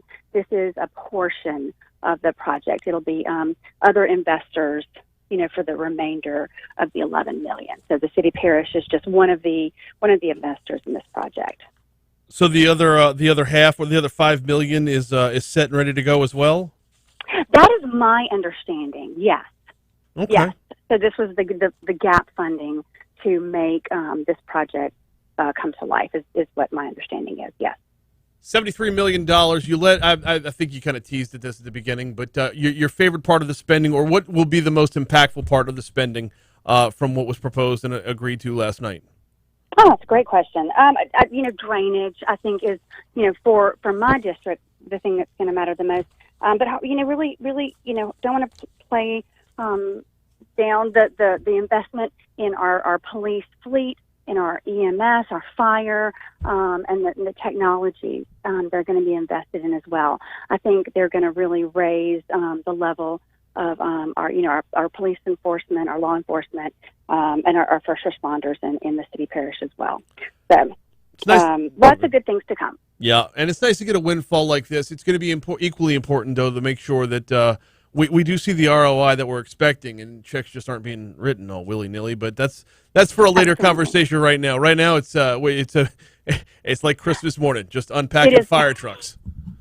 It's so true. But the council is certainly going to be, watching everything. I mean, we're invested and engaged. So. Councilwoman Laurie White Adams, got to get you back on in the next week or two to talk about the budget itself. In the meanwhile, thank you for hopping on this morning. Great to talk to you, Brian. Take care. Likewise, you too, and keep it up with the Go Slim Nutrition. Those are fantastic results, and we hope to hear more soon. CBS News coming your way right now, then our own local news right after it.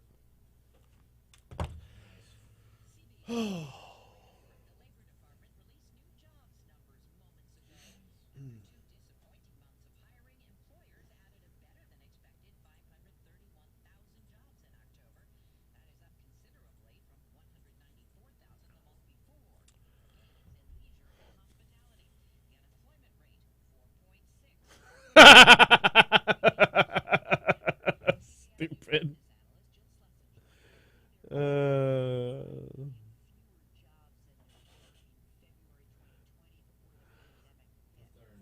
You got it.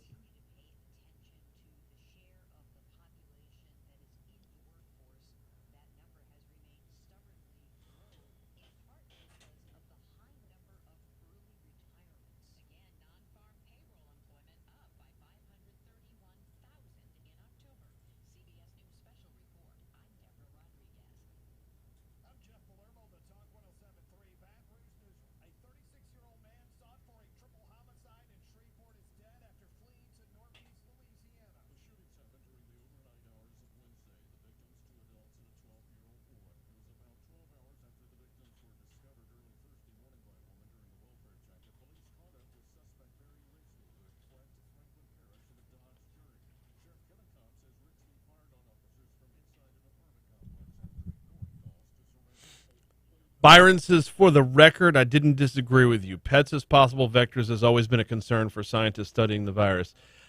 I don't remember. There were 2 or 3 people that were like, come on, Brian, you're leaving the rails with this. Get real. I don't remember who it was, though. Troy says, Facebook has arrived at the Jurassic Park level, caught up in the idea of whether they can, and ignoring the question of whether they should. Because life finds a way. Yeah, everybody's gonna be like, not me, not me. I don't remember who it was. Well, yeah, I'm not going back through every damn day's show to find it. I just remember it happening. That's all.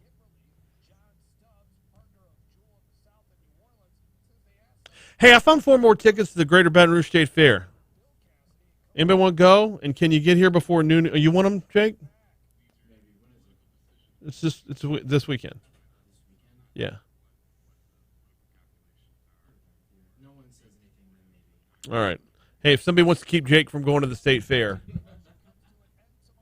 I got 4 tickets, and they have to be picked up before noon today, though. That's the only caveat.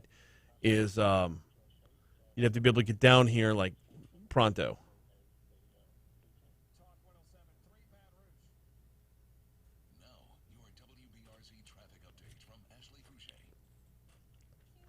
Actually, I think we gave away tickets on YouTube last week.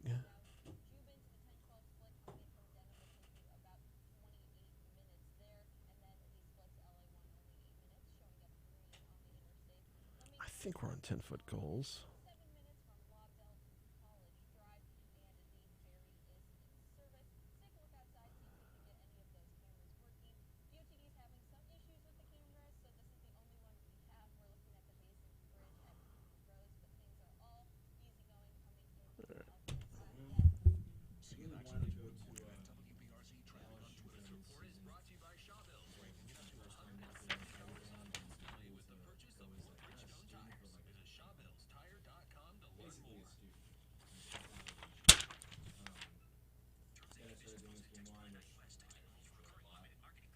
And you get paid for.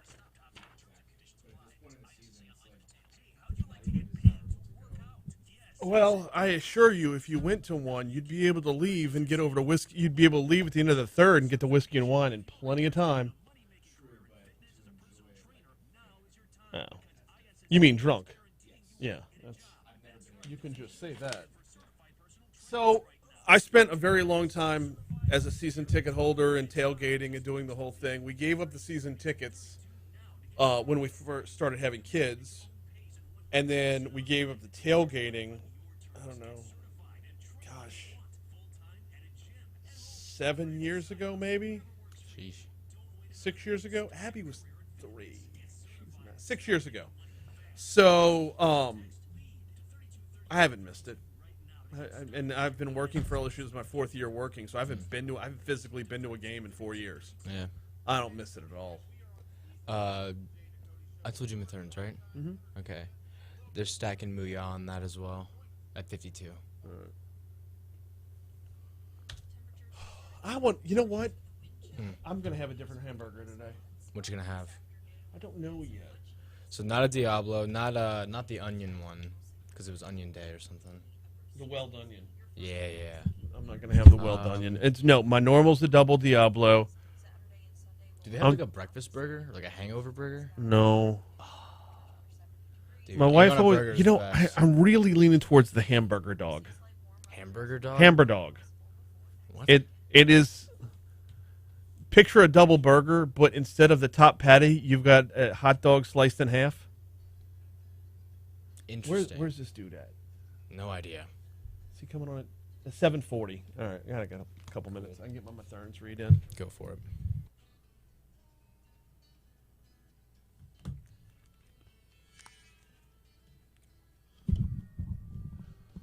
7:37, Talk 107.3 FM. Got a comment during the break. The chief wants to buy Teslas. Probably. I mean, you heard the segment with Haggai, right? Once you've invested in the vehicle and the charging station, you're going to save money. It's only financially sound, went the sales pitch. So good. My great appreciation to Councilwoman Laurie White Adams for hopping on board to talk about spending $73 million. And there's legitimacy to this, though, in that, yeah, it's a lot of money to spend, and we can blow through it all willy-nilly, but somebody's got to check in the next day and be like, hey, did we spend this in the right way?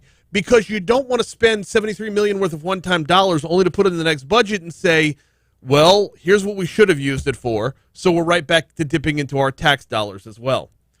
Anyway, oh my goodness. We're going to talk about kids in COVID, or kids in the COVID vaccine, in just a minute with Auctioner. And before we do that, though, got to remind you about the folks over at Matherns. We're getting close to holiday time. We're getting close to Thanksgiving. You shouldn't have to lift the whole load yourself. You should be able to call upon some wonderful folks over at Matherns, either location, downtown on 3rd Street or on Nicholson at Skip Burtman Drive, the Nicholson Gateway Shopping Center. They're right across the street from Tiger Stadium. And if you have not yet tried any of the food that they make, you're missing out. They got a great lunch counter, great deli counter, and they could do some great catering as well. Swing on by Matherns and maybe grab some of those side dishes as we get closer towards Thanksgiving. You'll save yourself a little time, and you will greatly, greatly appreciate the wonderful job they do. If you wanted to give them a call to learn more about their catering options, which I highly recommend, 367-6074, 367-6074 for Mathern's Market at LSU. They're right there on campus, but they're not just for students. They're a full-service grocery store. 367-6074. And, of course, I tell you every single week as we get closer to the weekend, if you're looking to enjoy a couple of craft beers, they're your place. They're where you need to go. They've got a great selection, up to and including the night shift, which features our own Chuck P. and his D&D podcast. And I understand it's a delicious beer. I've yet to have it. I should probably do that this weekend. But check out Mathern's, either location. All right, earlier this week, we learned that the COVID-19 vaccine. Gotcha. We learned that the COVID-19 vaccine is now going to be made available for those aged 5 to 11. What does that mean here in Baton Rouge? How will it be distributed? Joining us right now is Dr. Malachowski from Ochsner. Dr. Malachowski, good morning. Welcome to Talk 107.3. How are you? I'm doing well. How are you, sir? Doing very, very well. Let's start with the basics. Distribution of this vaccine, how is it going to be handled? Because when you're talking 5 to 11-year-olds, is this going to be mostly through schools, or is it the way we've seen for the grown-ups where you got to swing by an Ochsner or a Walgreens or whatever? So I think initially it's available to all of the COVID-19 vaccine providers for the state of Louisiana. Mm-hmm. So everyone who's had the opportunity to participate so far and who has experience using these products. So I think the big thing is obviously safety, making sure everybody feels comfortable with the experience, and having people that have been doing this for the last 6 to 12 months. Obviously, we all hold our children sacred. This is one more opportunity to prevent illness in our children. It's a vaccine-preventable disease. And all of the providers, whether it's a retail pharmacy, a hospital, a clinic, everyone who's accessed the COVID vaccines to date will have access to the children's version. Mm-hmm. And this also brings, I think we're going to see more involvement from pediatricians' offices and places where parents and children are used to engaging for vaccines. I'm sure they were involved in the 12 to 18-year-old group, but now with the smaller 5 to 11-year-olds, those pediatric nurses are going to be integral for this being a fun experience. It's going to be a different experience, to say the least. And just speaking personally, I have a 14-year-old and I have a 9-year-old. And the experience of the feedback from the 14-year-old versus the feedback from the 9-year-old, they're two completely scenarios, and they're presented in two completely separate ways. The 14-year-old had a lot of hesitancy. 14-year-old is able to, read headlines one way or the other and develop her own opinions, whereas the 9-year-old is just like, Mom and Dad already got it, I want it too. So approaching this, is the real push here to get kids that aren't going to want to take a shot, or is it to get parents over the hump to get their kids a shot? I think it's a little bit of both, honestly. Kind of like you've identified, for the really small children, you can probably you can probably get the job done with an ice cream parlor. However, engaging the parents that this is best for the children, best for the family, best for the community. It not only protects the children from the disease, but also minimizes the chance that they're able to pass it on to a grandparent. And we're really looking at removing as many vectors as possible. We're still getting our vaccination rates up overall in the state of Louisiana. And so by vaccinating our children, it minimizes the chances there's interruption to their school. We're hopefully going to diminish the amount of times you have entire classrooms quarantining and what have you. And with the holidays coming up, this is one more opportunity where you're not bringing a problem into, a dinner or to a Christmas breakfast. Here's the part where you're going to get pushback from me, though, is because why are we putting the onus on the children to protect the grown-ups? Shouldn't the level of responsibility be on the grown-ups here as far as kids have to get vaccinated so that grown-ups don't get sick? Because by and large, kids aren't getting as sick as grown-ups are when it comes to COVID-19.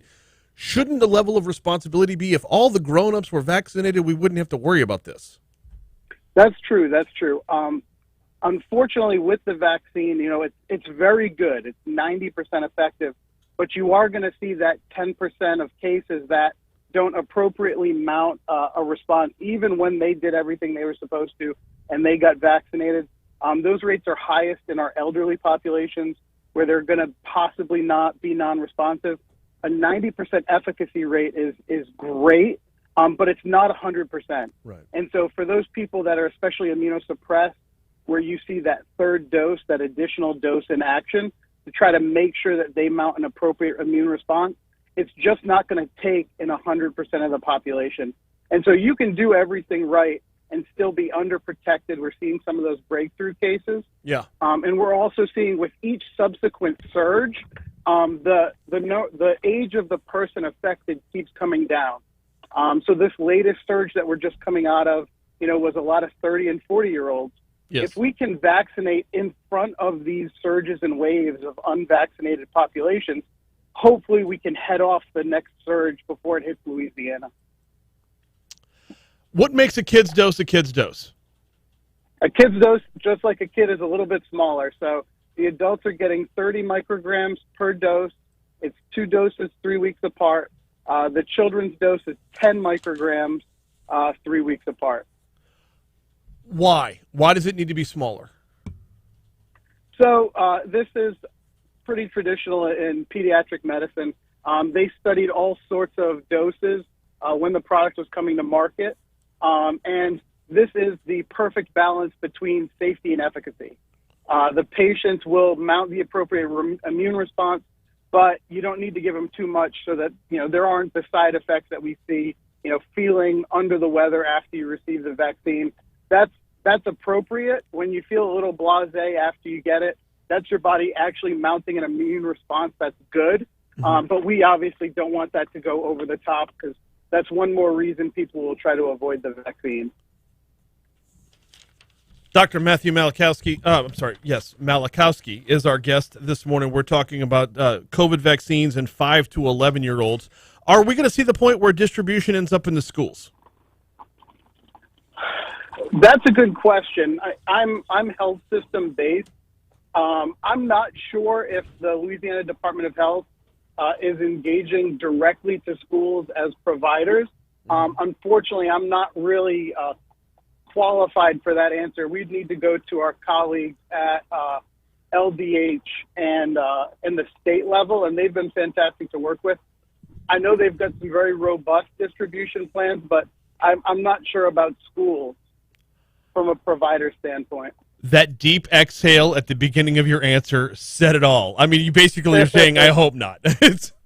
I'm uncertain. I know we do a great job. I know lots of facilities do great jobs, and I know there are lots of schools that could do a great job. I'm just not privy to that information. But, the more opportunities you have to get vaccinated, the less resistance there is between a patient who wants it and the ability to get it, the better. Yes, I completely agree with that. However, when you're talking about dealing with children, you have to have we had Dr. Joseph Cantor on earlier this week.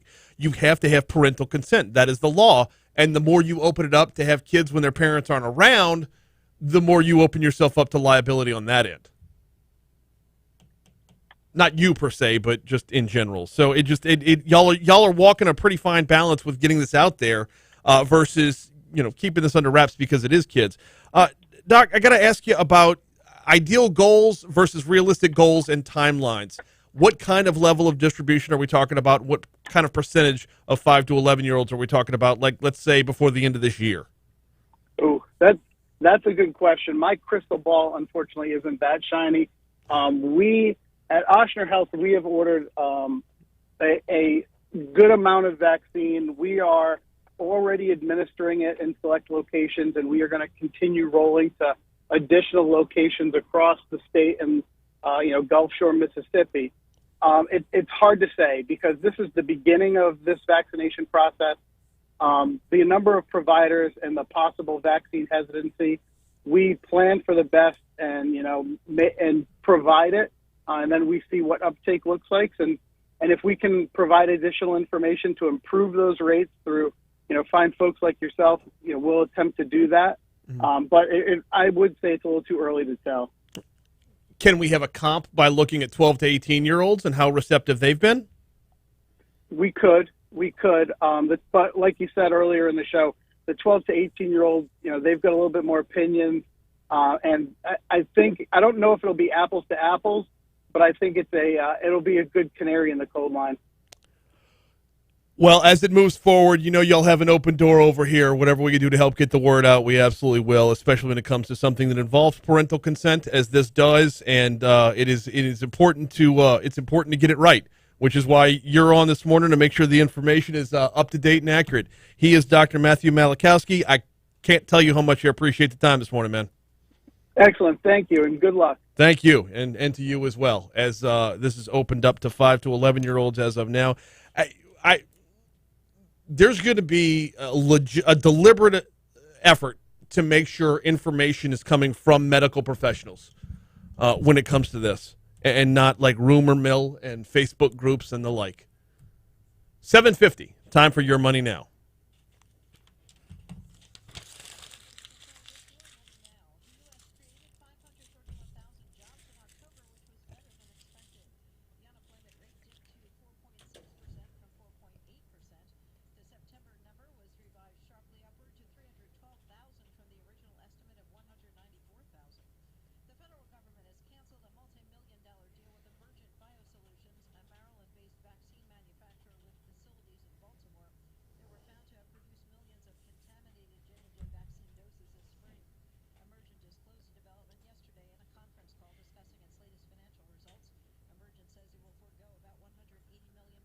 What is this? What is Wplayer.wonstreaming.net?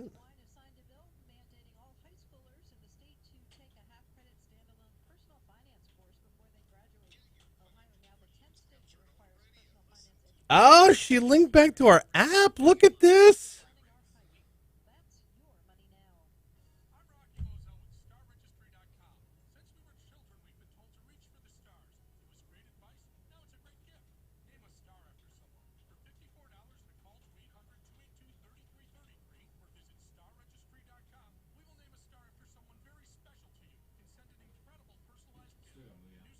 Yep.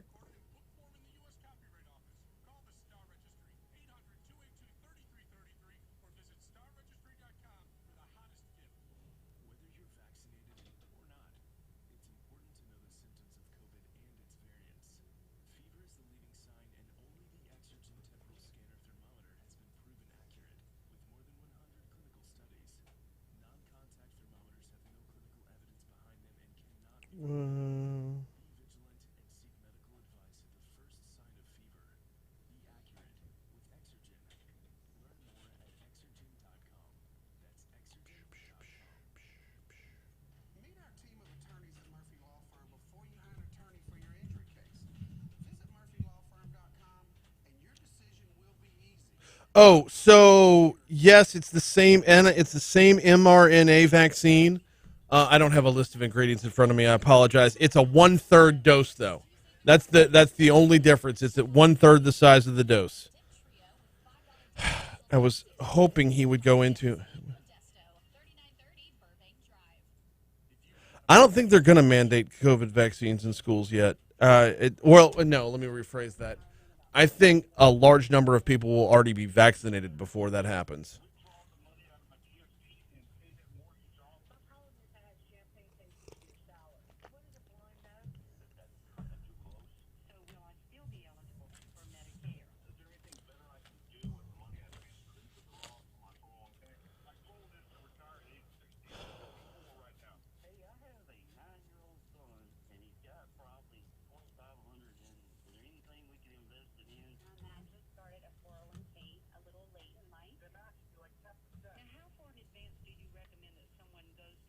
Oh, crap. I threw away all my notes.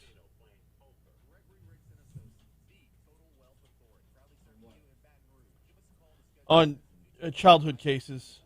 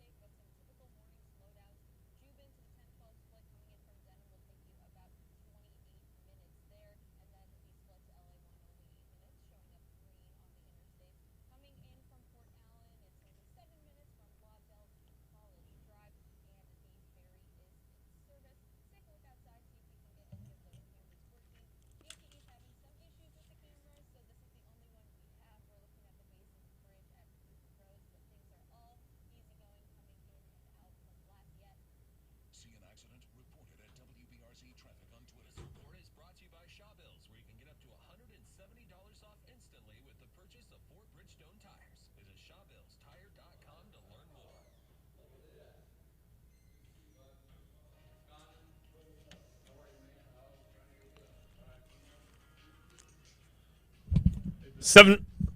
755 Talk 107.3 FM, WBRP. Mornings with Brian Haldane, rolling right along. CBS News coming your way in about 4.5 minutes from 4 minutes, 45 seconds from right now.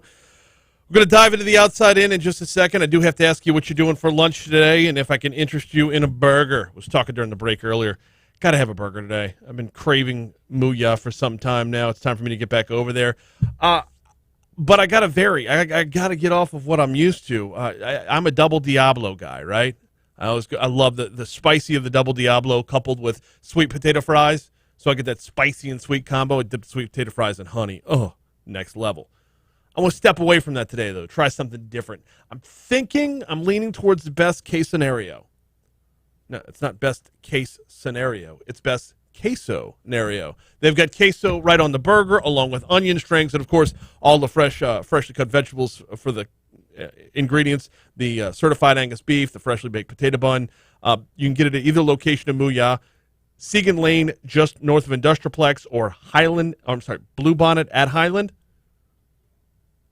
Best ingredients, best service, best burgers in Baton Rouge. And look, if you're not down with the best case scenario, maybe try the indulgent barbecue. Maybe the hamburger dog. You know what a hamburger dog is? It's like a double burger, but instead of 2 burger patties, you got 1 burger patty and like a sliced hot dog on top of it. I might do that one. Or the Well Dunion, or the A Wonderful. Or if you're going gluten-free, they've got gluten-free. If you're going paleo, they've got that too. They've got it all at Mooyah Burgers, Fries, and Shakes. Segan, just north of Industrialplex, or Blue Bonnet at Highland. All right. Every day we step outside of East Baton Rouge Parish for a little segment we call The Outside In. Let's roll.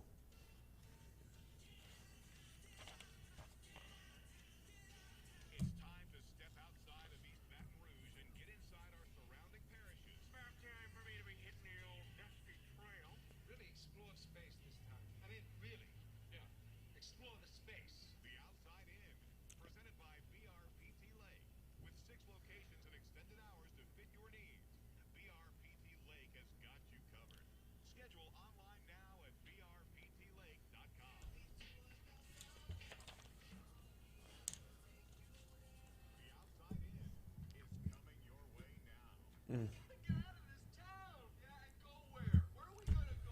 We're going to start off at Assumption Parish. Authorities arrested a Napoleonville man connected to Ascension Parish allegations of reported rape of 2- and 5-year-old children.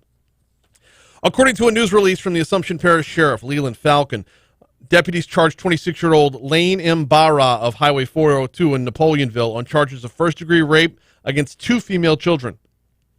As reported by the Donaldsonville Chief newspaper or website, in mid-October of 2021, detectives received information from the Ascension Parish Sheriff's Office, which included revelations by Barra that was brought to law enforcement's attention that he had committed inappropriate sexual acts with 2 children. Those allegations included, but were not limited to, showing child pornography to one of the children, then acting the scene out with that child.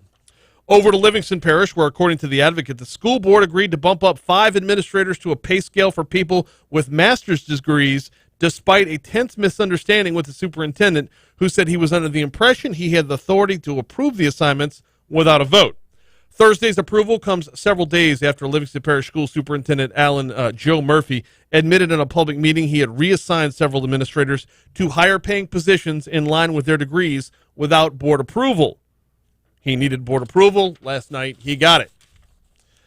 Yesterday, 24/7 Wall Street reported on U.S. Census data showing the biggest wealth gaps in America by county.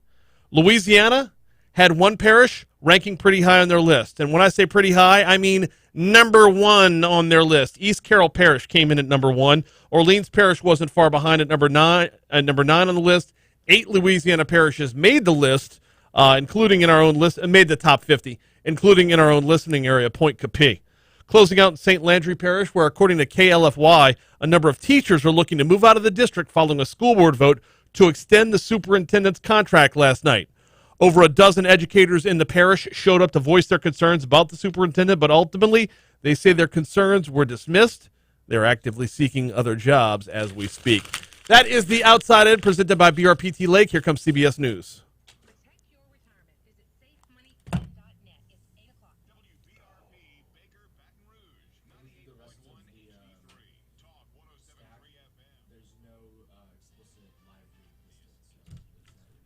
I've got Go Slim. I know, but Go Slim's supposed to be on Friday. Every Tuesday and Friday.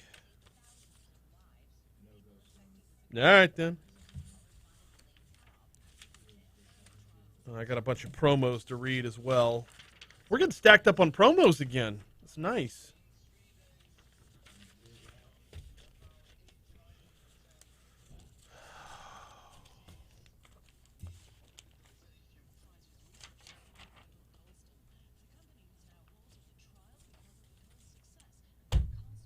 Have they ever... No.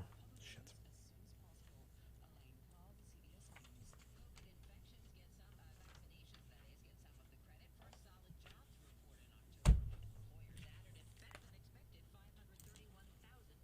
$531,000.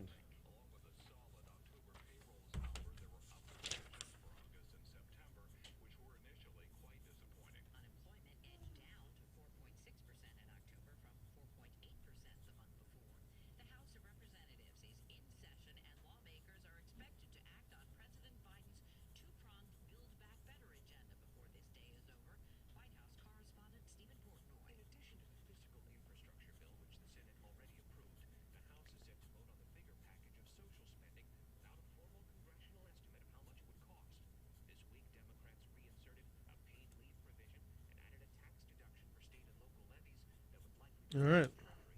Boom.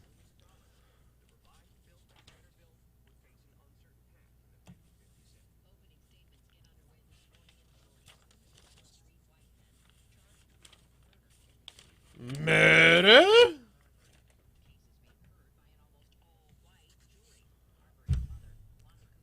You heard that, huh? White? What? Why are you putting so much emphasis on the H?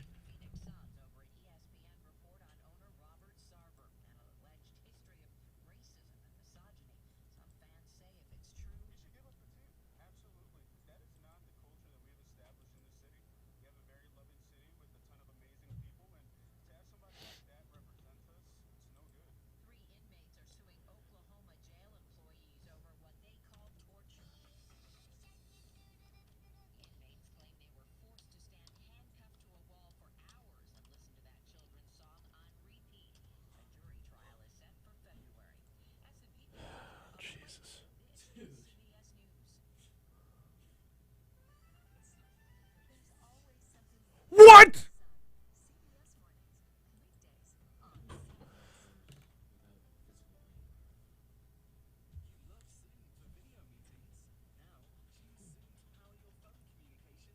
This is confirmed. We got another Sopranos interview.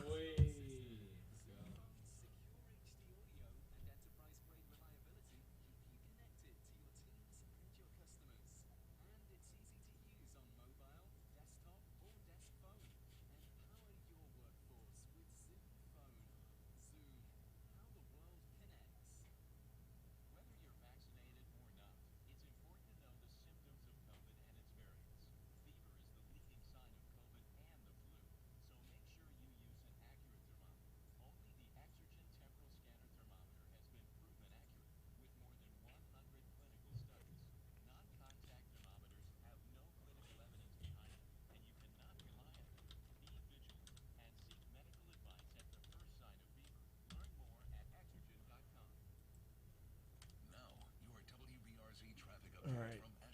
Next up, I got to get Steve Sarippa in my crosshairs.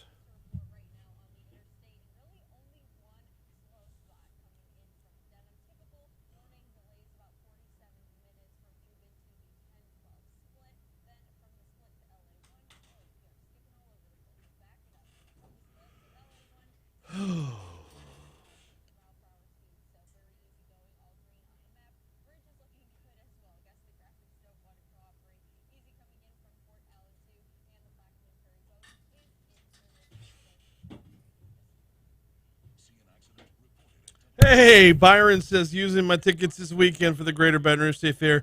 Thanks again, and your director of First Impressions is awesome. That's Lady Jag. There's Judy Martin Davis at the front desk. She is awesome. A lot coming at you if you hadn't had your coffee yet, but, you know.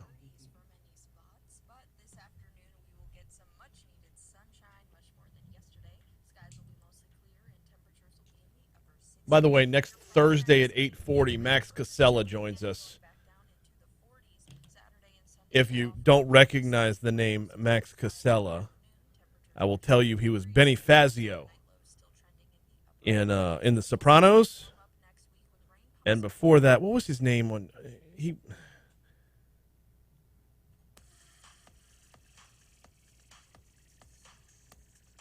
Why is this not listed as like his most popular thing? It was his most popular thing.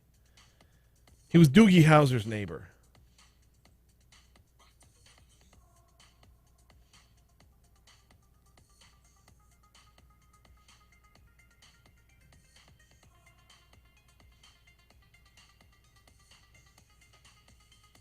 Vinny Del Pino. 806. Talk 107.3 FM, WBRP, mornings with Brian Haldane, rolling right along. 1 hour to go before we're kicking the weekend off here. Getting you geared up for LSU Bama. Tigers are going to roll into Tuscaloosa and just win out. No, I didn't believe it when I said it either. No, it's riding out the string on Talk 107.3. No, that doesn't sound good either. LSU and Alabama kicking off at 6 o'clock tomorrow evening on our sister station, Eagle 98.1. Pregame coverage begins at 1 p.m. Network coverage at 4. You can hear it all on Eagle 98.1. Little programming note, and I'm warning you ahead of time. Next week, we're diving back into elections pretty heavy. We've got 2 constitutional amendments on our ballot. We're going to take a look down the road at what's going to happen in New Orleans with a re-election bid for Mayor LaToya Cantrell. Not just Cantrell. Although, if you've looked at anything through the pandemic, one would wonder. But we're going to check in from around the state and see what else is on everyone's ballots, and we'll get you geared up for Saturday, November 13th, Election Day in Louisiana, where a lot of folks are predicting less than 10% turnout. 4 constitutional amendments, 2 that people care about. Ooh. Still to come this hour, Heather Zumarraga is coming up in our next segment. She's been on the show before. You may know her from the Fox Business Report or from Newsmax. She is a financial correspondent. The October jobs report is out. Why do I have sales report written on the rundown? No, it's just jobs. Okay. The October jobs report is out. If you just heard from CBS News there a minute ago, it's better than expected, which is a good thing. But is it enough to make up for the less than expected numbers in August and September? Heather Zumarraga next. Dylan Lane, host of the game show Chain Reaction, joins us at 8:40. Coming up in just a second, Jake will have This Day in History. But first, I need to remind you, or begin to remind you, I should say, Talk 107.3 and Citizens Bank and Trust are in the spirit to rock your holidays with $15,000 cash. 15K holidays is coming your way. What would you do with an extra 15K? Well, head to talk1073.com to register to win $15,000. Powered by Citizens Bank and Trust and Talk 107.3, the new flavor of talk. All right, time for This Day in History. What you got, Jake? Let's go.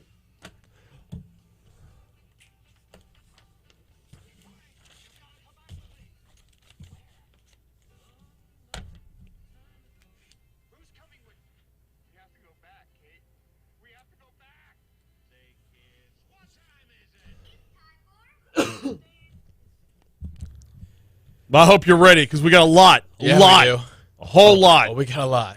We're going to start things off in 1500. Yeah! From today. Cleveland Indians, 1500. What'd they do?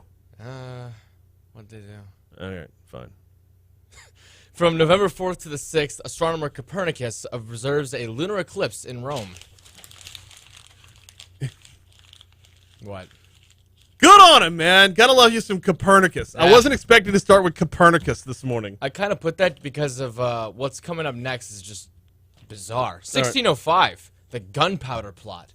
Catholic conspirator Guy Fawkes. Yes. He attempts to blow up King James I and the British Parliament.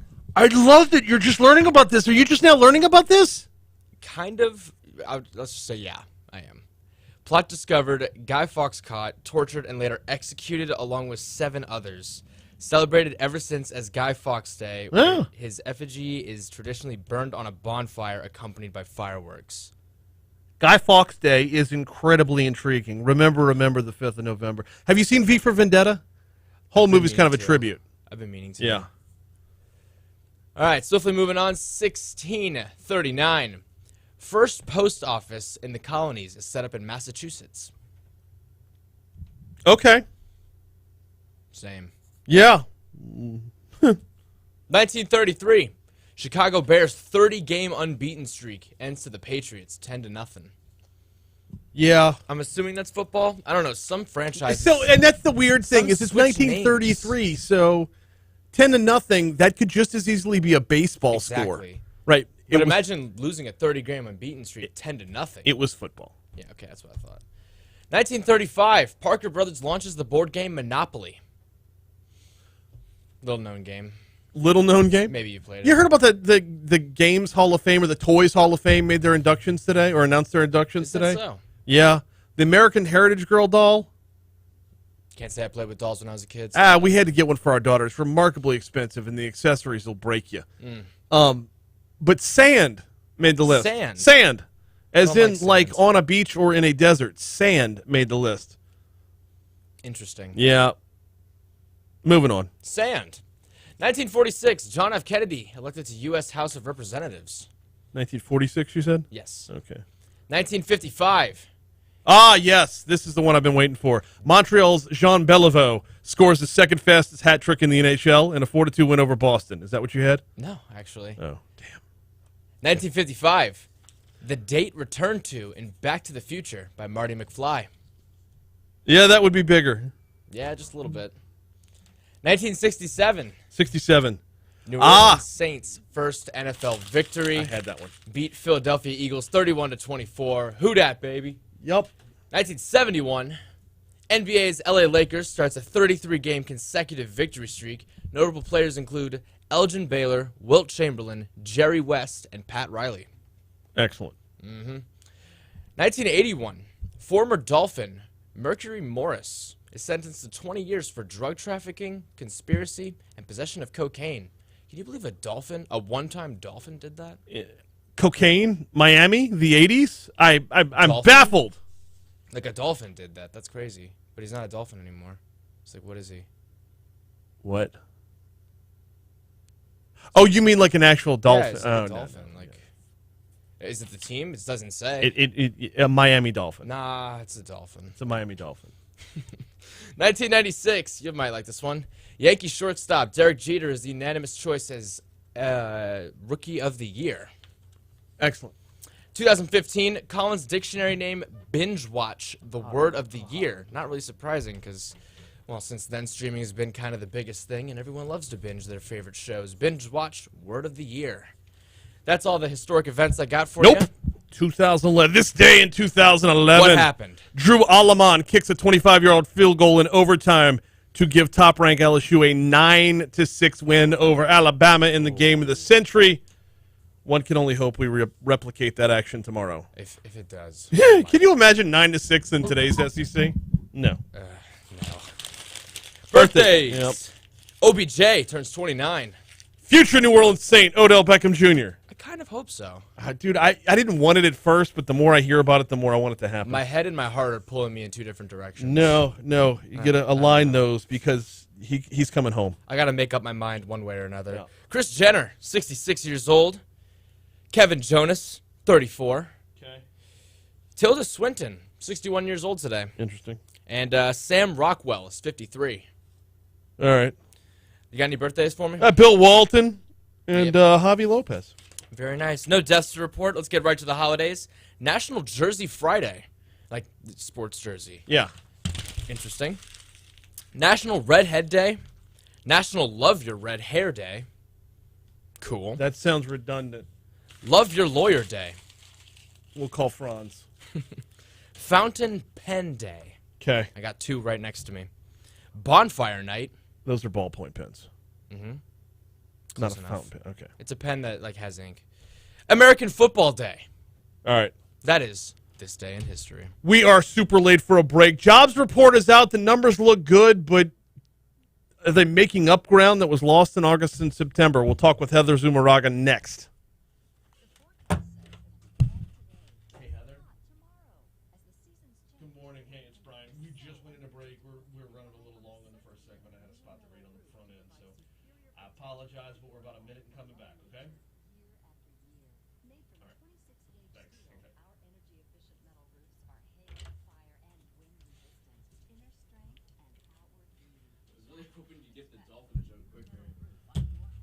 It was bad.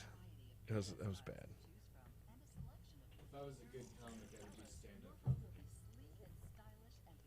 Or something else. Give yourself peace of mind knowing that which is most precious to you is sheltered from the storm. Visit our website at MuellerInc.com where you can browse our selection of panel styles and trim profiles. Then give us a call at 877-2-MUELLER or visit one of our 33 branch locations to speak to a Mueller sales representative who can help you get started today. How do you choose the right attorney? I give you the answers at MurphyLawFirm.com. Don't allow insurance companies to take advantage of you. Make the right decision. Don't leave money on the table. Visit MurphyLawFirm.com or call me, Attorney Peyton Murphy, at 928-8800. Main office, Baton Rouge. Do you have Medicare questions? Well, Aetna's We Make Medicare Easy team has got answers for you. This Saturday, live and in person from 11 a.m. to 1 p.m. at 10859 Perkins Road. That's 10859 Perkins Road. Come on by, get yourself on the path towards a plan that's right for you with no obligation. They'll have snacks, drinks, giveaways, and a ton of answers to help you find the Aetna Medicare plan that fits your lifestyle. Saturday, 11 a.m. to 1 p.m. at 10859 Perkins Road. Are you a business owner wondering how to get a custom app for your company in order to optimize your processes and provide a better customer experience? It's easy and affordable. Contact Innovatus to learn how. Visit novateus.com. That's novateus.com.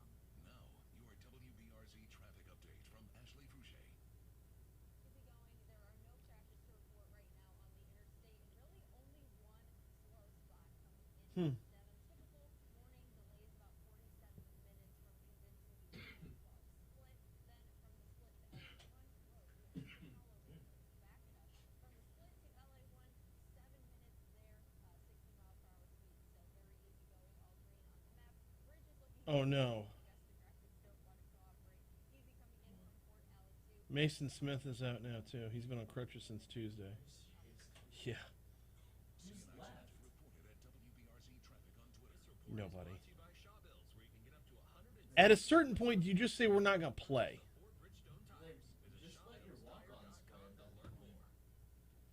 Just get really destroyed. You know who's going to play that position? Jack Mashburn. He's playing. He's doing everything else great.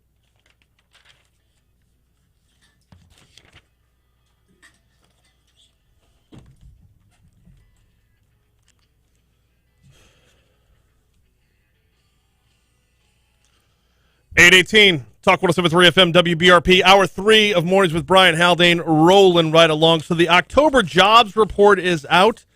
The numbers actually look pretty good. Joining us to talk about it right now, you know her from the Fox Business, from Fox Business and Newsmax, Heather Zumarraga. Heather, welcome back to Talk 107.3. How are you? Good morning, Brian. I'm good. It's a great morning with the jobs report. 531,000 new jobs. Am I accurate with that? You are accurate. So the headline jobs number, 531,000, is a good number. And the private payrolls, that's the private sector jobs that were created, which I think is very important, not just coming from the government, rising 604,000. And this data coming out just less than 1 hour ago showing that the unemployment rate is actually pretty low at 4.6%. You're seeing wages increase year over year. But here's where the picture is kind of puzzling. The labor participation rate has stayed consistent at 61.6% for the past year. Now, what does that mean? That's a measure of how many people are actively looking for a job. And so when you only have 60% of the working age population, those able-bodied people that can go to work, looking for a job, it's a bit puzzling because I would expect that number to increase. Okay, so that's actually going to be my next question is how does one number stay the same while the other number goes down? One would think if unemployment is going down, labor participation would have to go up. Would it not? I mean, that's simple math. Well, not the case because when people stop looking for a job, they are not counted in the data. So if the unemployment rate stays at 4.6%, but let's say 4 million people stop looking for work, that unemployment number in the data is still going to look pretty good, Brian, because those people that stop looking and they think, oh, well, I either don't want to work or I've adjusted my living standards to make less money, or something else that may be happening is some people may still be receiving more from benefits not working than to go back to a job like maybe driving a truck that they don't want to do. And you're seeing that dynamic play out. And it's both puzzling and it's worrying. I think it's worrying economists and it's worrisome for the economy because that means that small businesses, it's only going to get worse in terms of finding labor and hiring people. And we are at a point in the year where it's time to start looking ahead towards the holidays as well, which, you know what, let's pause on that and get to that in a minute. The number 531,000 is a good 81,000 ahead of what was projected. The number was 450. If I was reading that right, what takeaways are there would be an extra 80,000 involved? Well, the jobs data is very lumpy. This is a report that comes out once a month, the first Friday of every month. And I would have expected the past 2 months a bigger gain, which we didn't see because that supplemental unemployment bonus that people were receiving expired in September, if you remember that. And we didn't see the big rush back out to go back to work. And so now I think you're seeing some of those effects where maybe people have pent up savings from the extra fiscal stimulus, money from the government, and nothing's ever free, but all these extra benefits like the child tax credit. And now that they're kind of wearing off their savings, some people are saying, hey, it's time to go back to work. And I hope more people go back to work in the days and months ahead because the supply problem, and I know you said we'll get to the holidays in a minute, but it's not just, I know Jen Psaki joked, the White House press secretary, that it's a high-class problem and you're waiting on your treadmill arriving. She said that. I don't think it's just about waiting on treadmills. People can't buy food in the grocery store, and that's not a high-class problem, which will be exacerbated by the labor shortage if people don't go back. Yeah, I did hear that quip, and she's. Are you waiting on a treadmill, Brian? I don't know. No, I'm not. But I am waiting on car lots to fill back up with new cars. I am waiting on. Well, that's just one example of thousands, as it were. Right. But it just, yeah. I get triggered when I get triggered when I hear the name Jen Psaki. So. It's far from a high-class problem. If you look at the data, okay, rental cars, you mentioned autos, and gas up over 40% in 1 year. So the people in their cars listening live right now are probably driving by the gas pump, and they're saying, oh, my gosh, that gas prices are high. Yeah. That affects middle-class Americans, everyday Americans, not the rich. They don't care that your meat costs, your meat and poultry have gone up almost 20% in 1 year. And when you look at wages, they have gone up about 5%.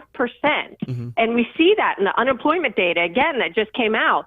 And people are feeling richer and they think they're richer, but they're not because the price of goods and services, if you look at the inflation data of goods, up 5.4% over the past year. That means that you're actually at a net negative. You might be making a little bit more, but your grocery bill has gone up a lot more than what your increase in your paycheck is. Well, and the richer you are, the more you can absorb it. I mean, it's regressive, to be sure. 531,000 is a good number, but we saw less than expected numbers for August and September. What kind of numbers will it take to make up the ground that was lost when we thought that, with the added benefits running out, we thought the alarm was going to go off, but people hit snooze. How much will it take to make up that ground? Well, I think it will take a stop in the printing press, meaning we have two multi-trillion-dollar bills well, it's the negotiation, I believe, right now is at $1.75 trillion, the social spending bill in government to be passed. And you have a Federal Reserve that's keeping interest rates near zero and buying bonds every month.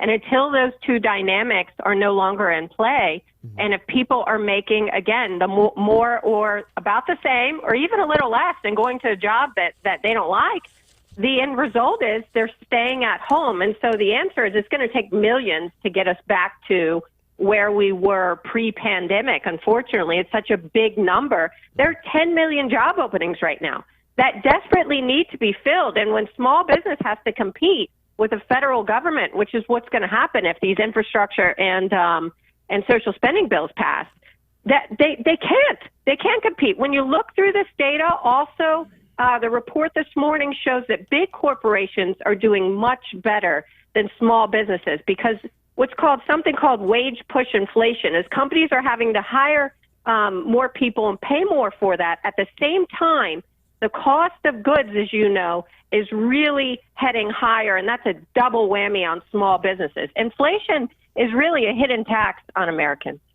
No, it is, which kind of goes back to your comment about the Federal Reserve, and they're kind of hamstrung when it comes to, I mean, if they were to stop the buyback on bonds, or if they were to stop, which I believe they are, but if they were to raise interest rates, which they're not doing right now, that would further exacerbate the problem. I think you hit the nail on the head with the spending into this. And we're looking at what? Is it going to be next week we see a vote on both infrastructure and reconciliation? Yes.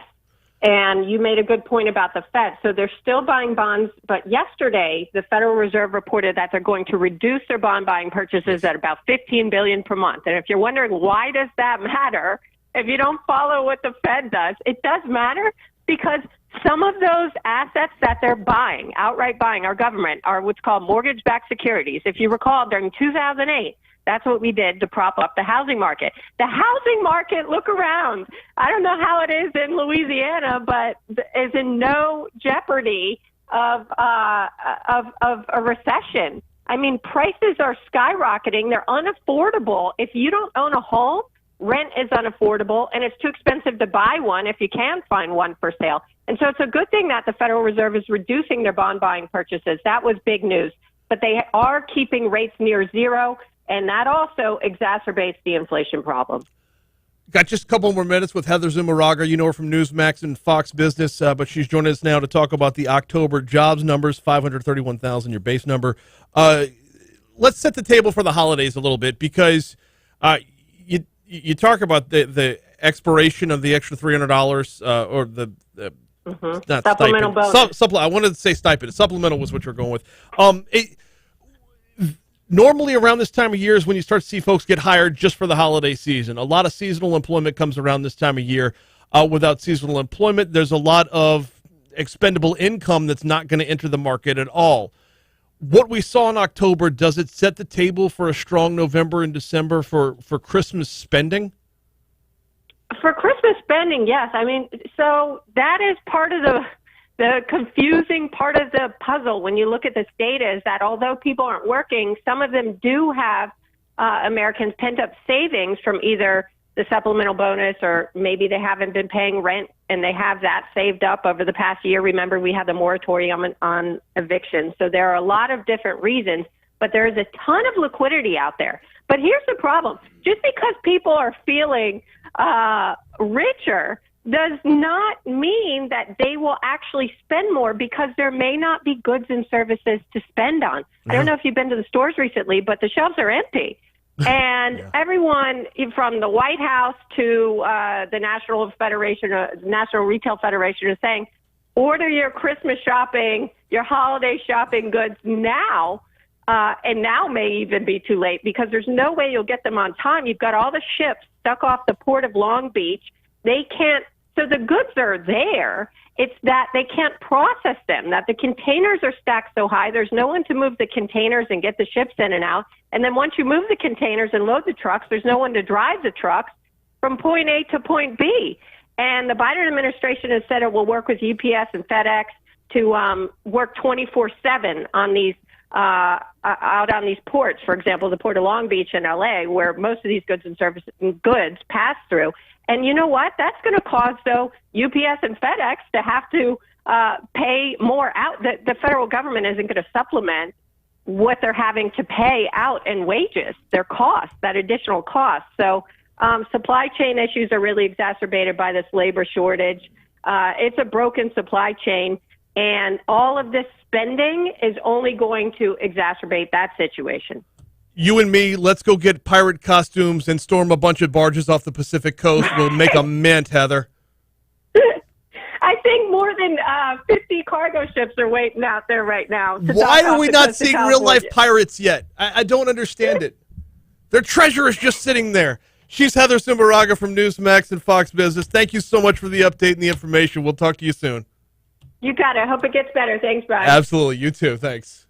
Coming up on 831 at Talk 107.3 FM. Seriously, embrace your inner Jean Lafitte. I don't know why that's not a thing right now. If you had pirates, like real life, the Pirates of the Caribbean, Jack Sparrow, this is the tale. Yes. Why is that not a thing yet? I don't know how we went from a jobs report to that, but that's where we ended up. Hey, we're going to take a quick break for news, traffic, weather. When we come back, I got the chance earlier this week to speak with Dylan Lane. He's the host of the Game Show Network's Chain Reaction. If you don't know about this show yet, you need to, because it's back in a big way. That's coming your way next. I don't remember what day that was saved under. It wasn't. It was possibly Tuesday. There's been such a busy week, I haven't had a chance to get to him.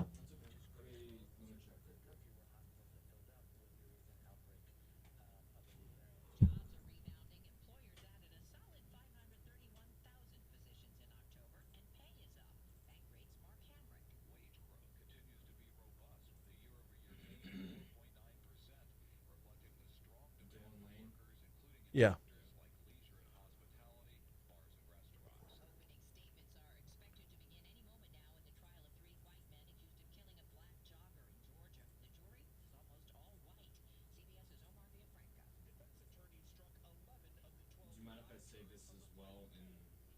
Absolutely. Yeah.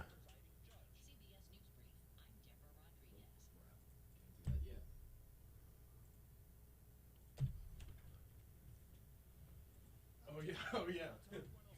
Need that.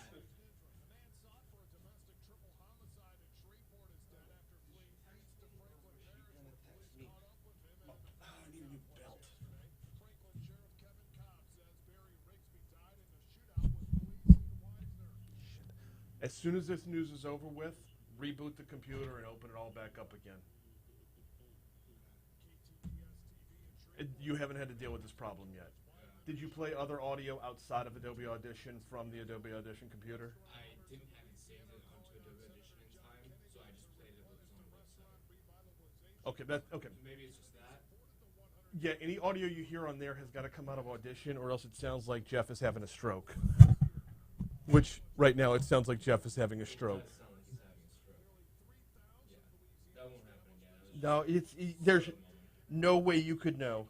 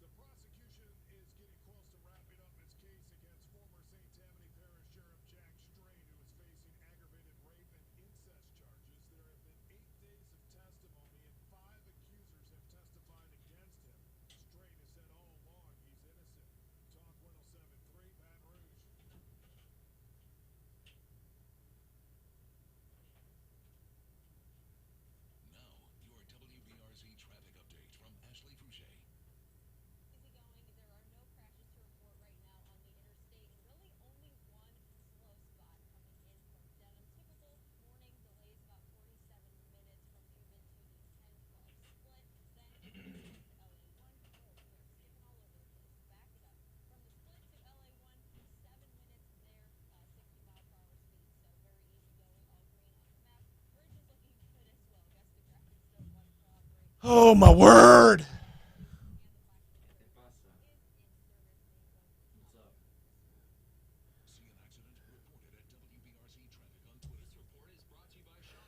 Might have gone too far with that.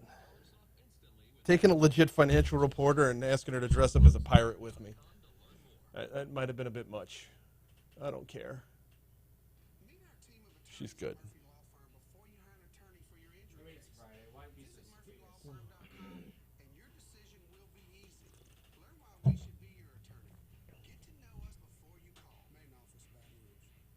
Is your business looking to get more involved? Well, there's never been a better time to join the Baton Rouge Area Chamber. Get plugged in, network with decision makers, and help be a part of moving our regional economy forward. Join BRAC now and get a seat at the table at brac.org/join. That's BRAC.org/join. Join the East Baton Rouge Parish Library for the 21st Annual Attic Treasures and Collectibles event on November 6th. Bring your collectibles, antiques, and other treasures for expert review to We'd have to do some mapping first, right? I mean, pirates don't do this, but, like, would we be in international waters? Or can we just hop on one of these big freight ships and be like, I am the captain now? Like, and how do they get to, like, right next to the dock and just be like, yeah, we're going to hang. We're good here. Are you rebooting right now?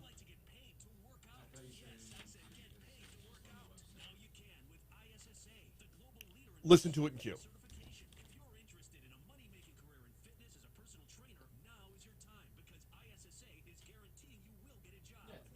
Okay, then we're fine. How does it start? Just to join right now, bye?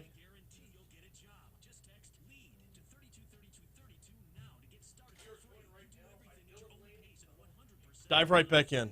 Or no, let me do my Go Slim read, and then you can dive in.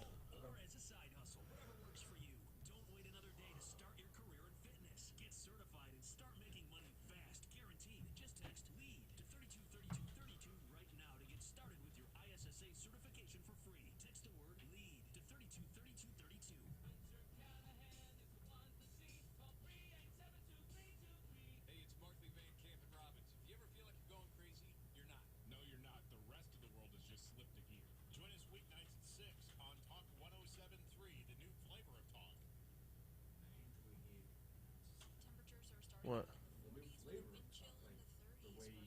Oh, you missed it. There was a Dave Ramsey promo where he was so like saccharine about it.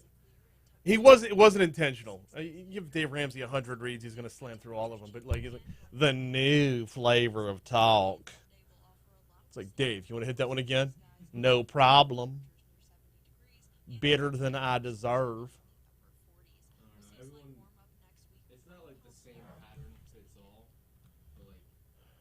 Well, I mean, something as simple as my last name. Like, for most people, it's Haldane. For some, it's Haldane. Had one coach in high school call me Holden. I didn't understand that at all. So, lead you in. You do your promo. I'll read, and then...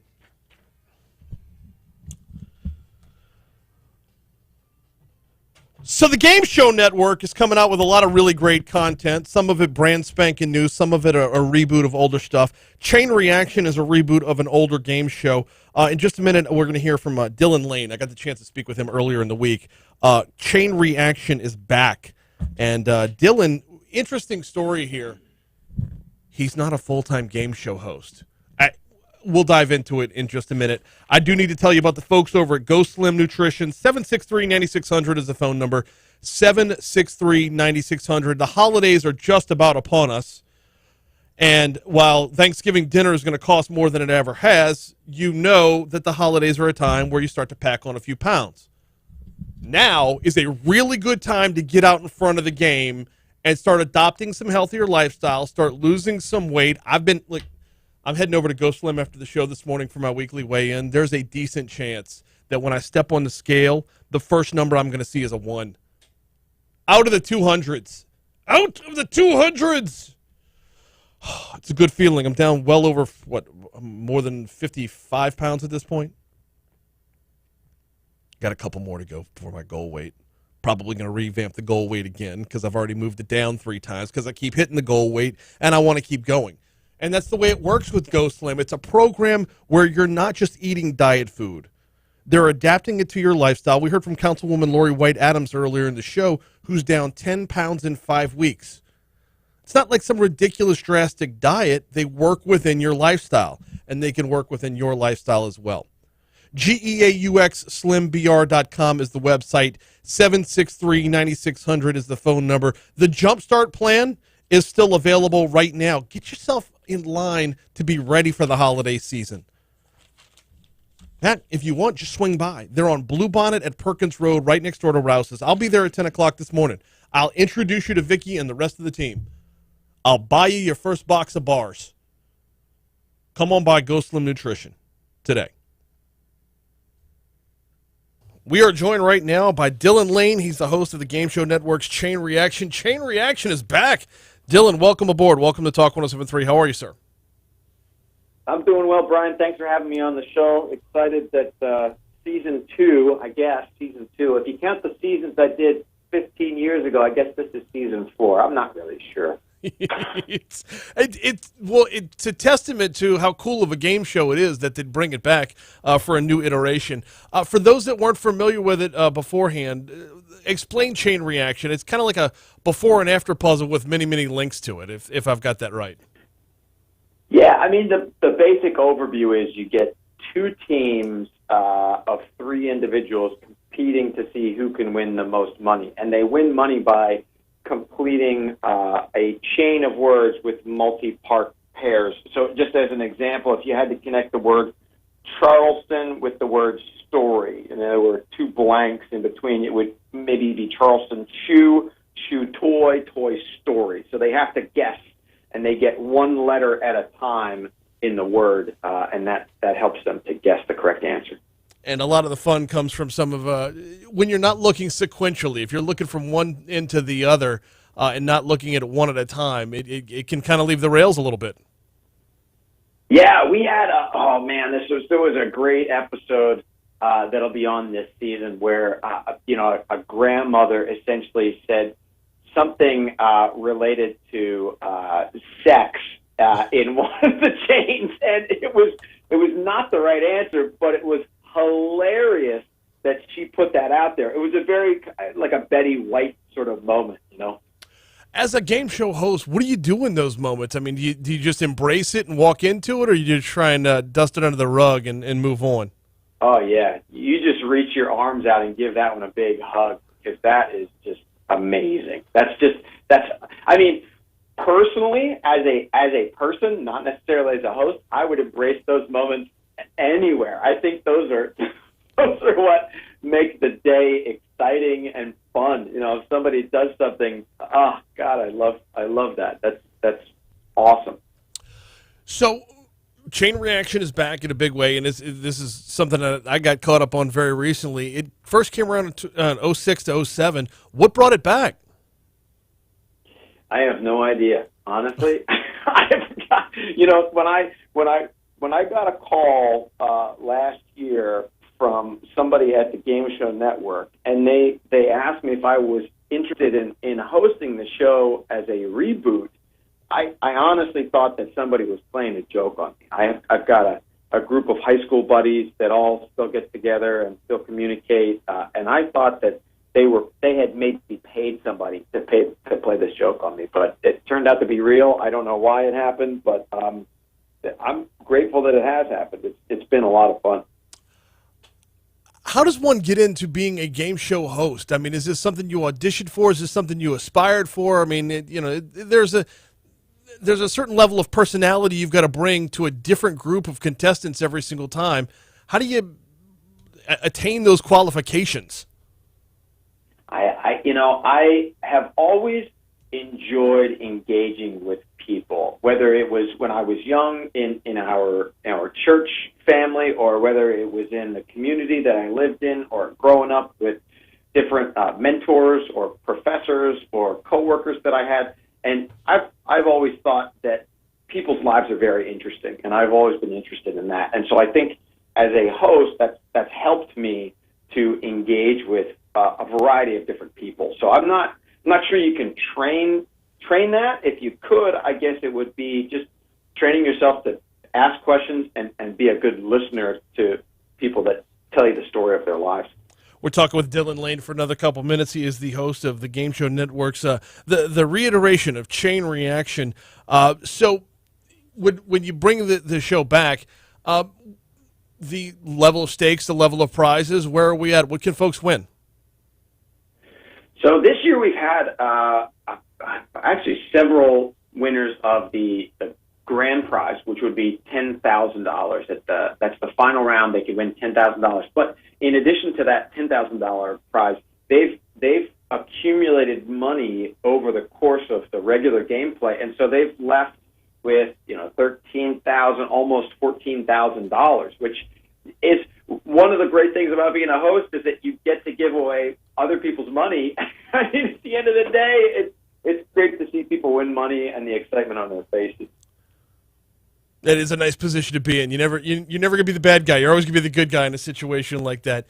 The Game Show Network and the original content from the Game Show Network, because a lot of folks know the Game Show Network is like showing a lot of reruns of older like 70s and 80s game shows. But coming out with original content, it's kind of refreshing to see something that's a good idea that we might not have gotten without a venue like this. What's it like to be able to be given this kind of room for creativity and room to run?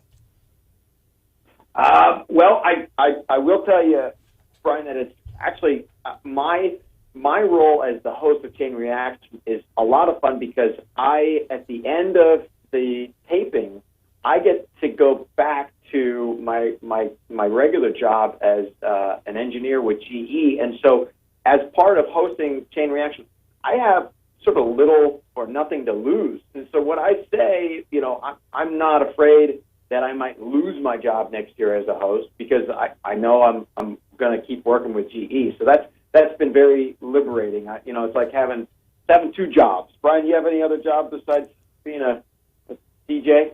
Yeah, I got 3 or 4 more jobs along the side, and yeah, you're married, father of 2. I know the hustle, man, for sure. Yeah, you know it. So I saw that line in your bio, a fleet engineer for GE in New York, and then working with the Game Show Network. How do you balance that out? I mean, it's a full-time gig as a side hustle. Yeah, it's a full-time gig, and I'm very lucky because my wife is extremely supportive, and she's also very real, and she always tells me that I like to keep too much on my plate. Too many things going on, too many hats, too many balls in the air. And so she helps to add some levity to the situation. She'll tell me, hey, you gotta stop working. I've been lucky enough to be able to work from home for the majority of the last year, and then we had this opportunity to host Chain Reaction again. So we're extremely blessed. We try to give back as much as we can, like financially and volunteering in the community, just sort of to reciprocate. We feel like we've been given this opportunity. We should do something good with it. Chain Reaction is back. It is a cool concept, and he's a fantastic host, Dylan Lane. You can find him on the Game Show Network. Appreciate you hopping on board this morning, man. Happy to do it, Brian. Be well. You too. Game show host as a side hustle, right? If that caught you by surprise, you weren't alone. It caught me by surprise when he said it as well. A fleet engineer for GE. All right, then. By the way, Chain Reaction premieres Monday on the Game Show Network. And I love the concept. You start with one word, you got like 3-4 blanks in the middle, and then you've got your final word. And if you're looking at the puzzle from afar, then you're not taking it sequentially, and that's where it leaves the rails. I went back and watched a bunch of them on YouTube because it's a fun show. And I went back and watched a bunch of them on YouTube, and they were all like, you could see when people were about to get lost in the weeds, and the chaos, ensues from there. Kind of as a comp, you know what Family Feud, when they've already got 2 strikes, but they've also already run out of all the good answers, and people just come up with the most off the rails bleep. That, and it's fun. It's also fun to play along at home. Hey, tonight at the River Center Ballroom, Baton Rouge Symphony Orchestra is returning for their 75th anniversary celebration. Maestro Timothy Muffet will lead a walk through the symphony's past. The concert tonight will feature music from previous performances. Tickets are still available. brso.org/tickets. brso.org/tickets. Done with that read. Done with all the reads. All right, Phoebe. What? Perot? She's going to have to pronounce it for me. We got another guest that you don't have to post. This is just a PSA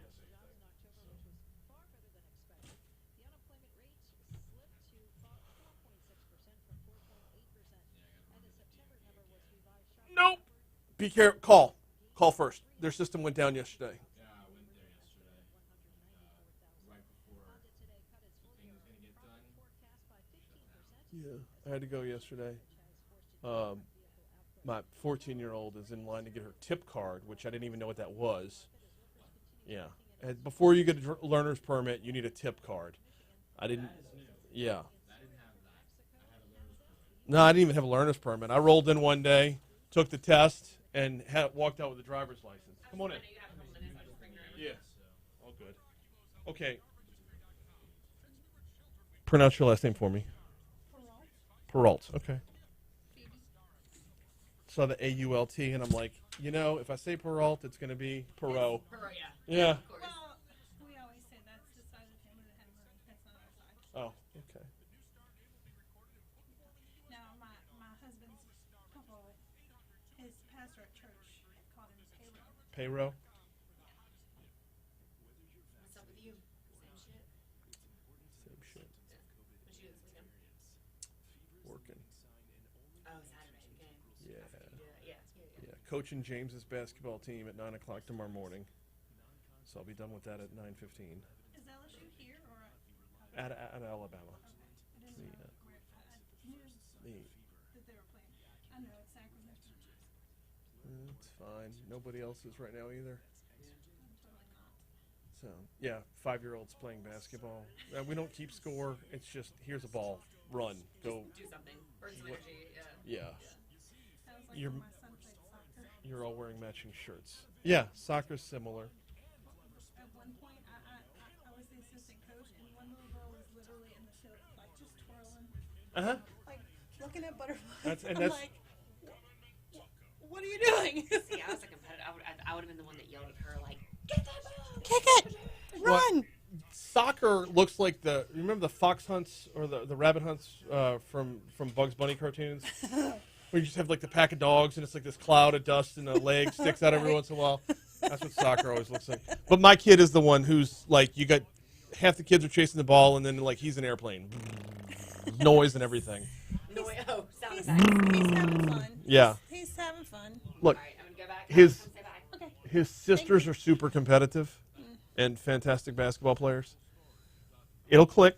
He'll turn a corner. He's 5. I know. I don't personally believe in having them play organized sports at this age. What's up, Bo? I mean, can he put on his pants? That's a goal for 5 to me. Yes. Not basketball. Exactly. Basketball is a high coordination sport. Anything under 8 years old, I'm like, y'all just go run and be free. Have fun. Run, burn energy. Do kid so you stuff. sleep at night. Be kids, exactly. Yeah. If you want to throw the ball at each other's face, that's fine. It's a But soccer. I'm not going to get in the way of it. So Right. I do have to have one more quick That's fine. announcement before diving in. I am not rushing you.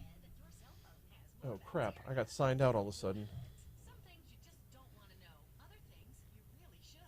Like that Vantage Health Plan is an option for anyone who lives or works in Louisiana. Call today and find out how Vantage can There we keep go. you covered with cost-effective, comprehensive health care. Call 888-823-1910 and talk to a fellow Louisianan about what Vantage can do I think I have fuzz on me. I tried on a jacket at Walmart and it had fuzz on it. Uh oh. Inside of it.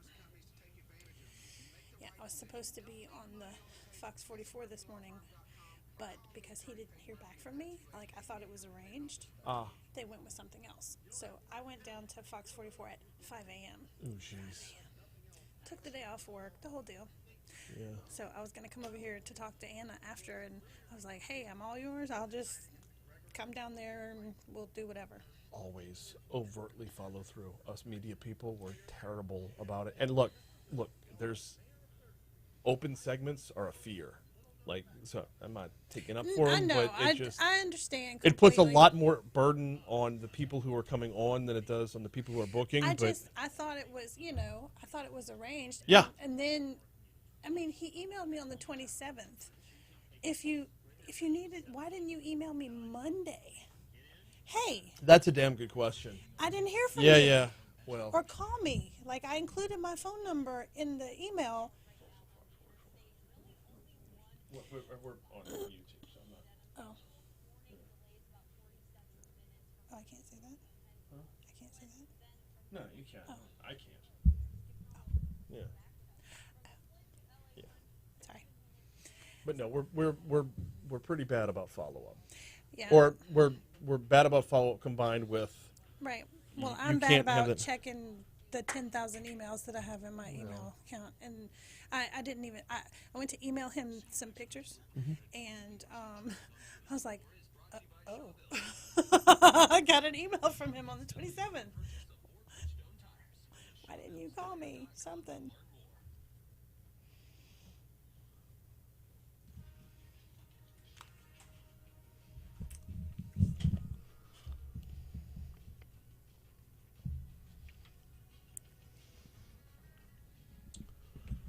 .856 Talk 107.3 FM WBRP. A couple more minutes to go before we hand off to the Fox News rundown. Then Brian Kilmeade will take over at 10 o'clock. Hey, also at 10 o'clock, big shout out this morning for 13 recruits from Baton Rouge, 5 from Zachary and 1 from the Baton Rouge Airport. Baton Rouge Fire Department will be holding a graduation ceremony for their 2021 Academy, 10 o'clock this morning at the Zoar Baptist Church. That is 11848 Hooper Road here in Baton Rouge. So 13 recruits from Baton Rouge, 5 from Zachary, 1 from the airport. They've completed 6 months of training over at the Fire Academy. Upon graduation, each of them will have obtained national certifications in hazmat awareness, hazmat operations, firefighter 1, firefighter 2, fire equipment driver operator as well. They've also completed classes for emergency medical technicians. So that's coming up an hour and 3 minutes from right now. Shout out. Good job, guys and gals. Way to get into it and move things forward. Coming up on Sunday is going to be Rock, Roll, and Rescue. And joining us right now to talk about that for our remaining 2.5 or so minutes is Phoebe Peralt. Phoebe, welcome. How are you? I'm good, thank you. How are you? I'm doing very well. Let's start with the very basics. What is Rock, Roll, and Rescue? Rock, Roll, and Rescue is a benefit open bike, car, and truck show. All the proceeds go to Rescue Rehome Repeat of South Louisiana. There was just a need that I noticed about 10 years ago, and I said, hey, let's do a car show. So we started doing it to raise money for the rescue organization. What is Rescue Rehome Repeat? It is a 501c3 nonprofit in-home fostering rescue program. They take animals from high kill shelters. Okay. They don't usually pull from any no kill shelters, but they get from the high kill shelters across the state. Do we still have a lot of those around here? Or Yeah. Really? Oh, Okay. yeah. Oh yeah. Or there are parishes like Livingston that doesn't have animal control. Right. So our only option is the shelters that are in the towns. So this is a nice alternative. The animals are brought into our homes and they sit on our couches and play with our kids and get to be treated like pets. Very nice, and yeah, it's good for the animals, but it's also good for those who are looking to adopt as well. It's a wide open venue on that front, and it's also good for the car owners. Yes. Because I don't care how many car shows there are on a calendar, there's never enough. No, I you agree. give them a chance to show off their vehicle, and Yes. that is their pride and joy. Absolutely. And that's part of the reason why we have it on Sunday, too, because we were going up against some big car shows, and we wanted to support them, and they wanted to support us. So I said, we'll move ours to Sunday. You can do 2 in one weekend. That's all the better. And you're gonna get the obligatory. Oh, I got to drag out to another. No, they want to. You're just itching to. You're dying to. How could folks help out? Well, you can come to the car show. It is at 116 North Range Boulevard. We'll be doing registration from 9 to 5. The registration fee is $25. You can register the day of the show, or you can download an application from Facebook and pay me by PayPal in advance. And it is open to all makes, models, years. And I want to thank our sponsors, Burning Lotus Tattoo, Subaru of Baton Rouge, Pee-wee's Heating and Air, and Phoenix Rouge Dance Studio. And that is going to do it for us. Rock, Roll, and Rescue coming your way Sunday. Here comes CBS News. Got it all in. Can't believe it. YouTube, I'll see y'all next week. Benny Fazio's on Thursday. Comedian George. Oh, I hope I didn't double book this.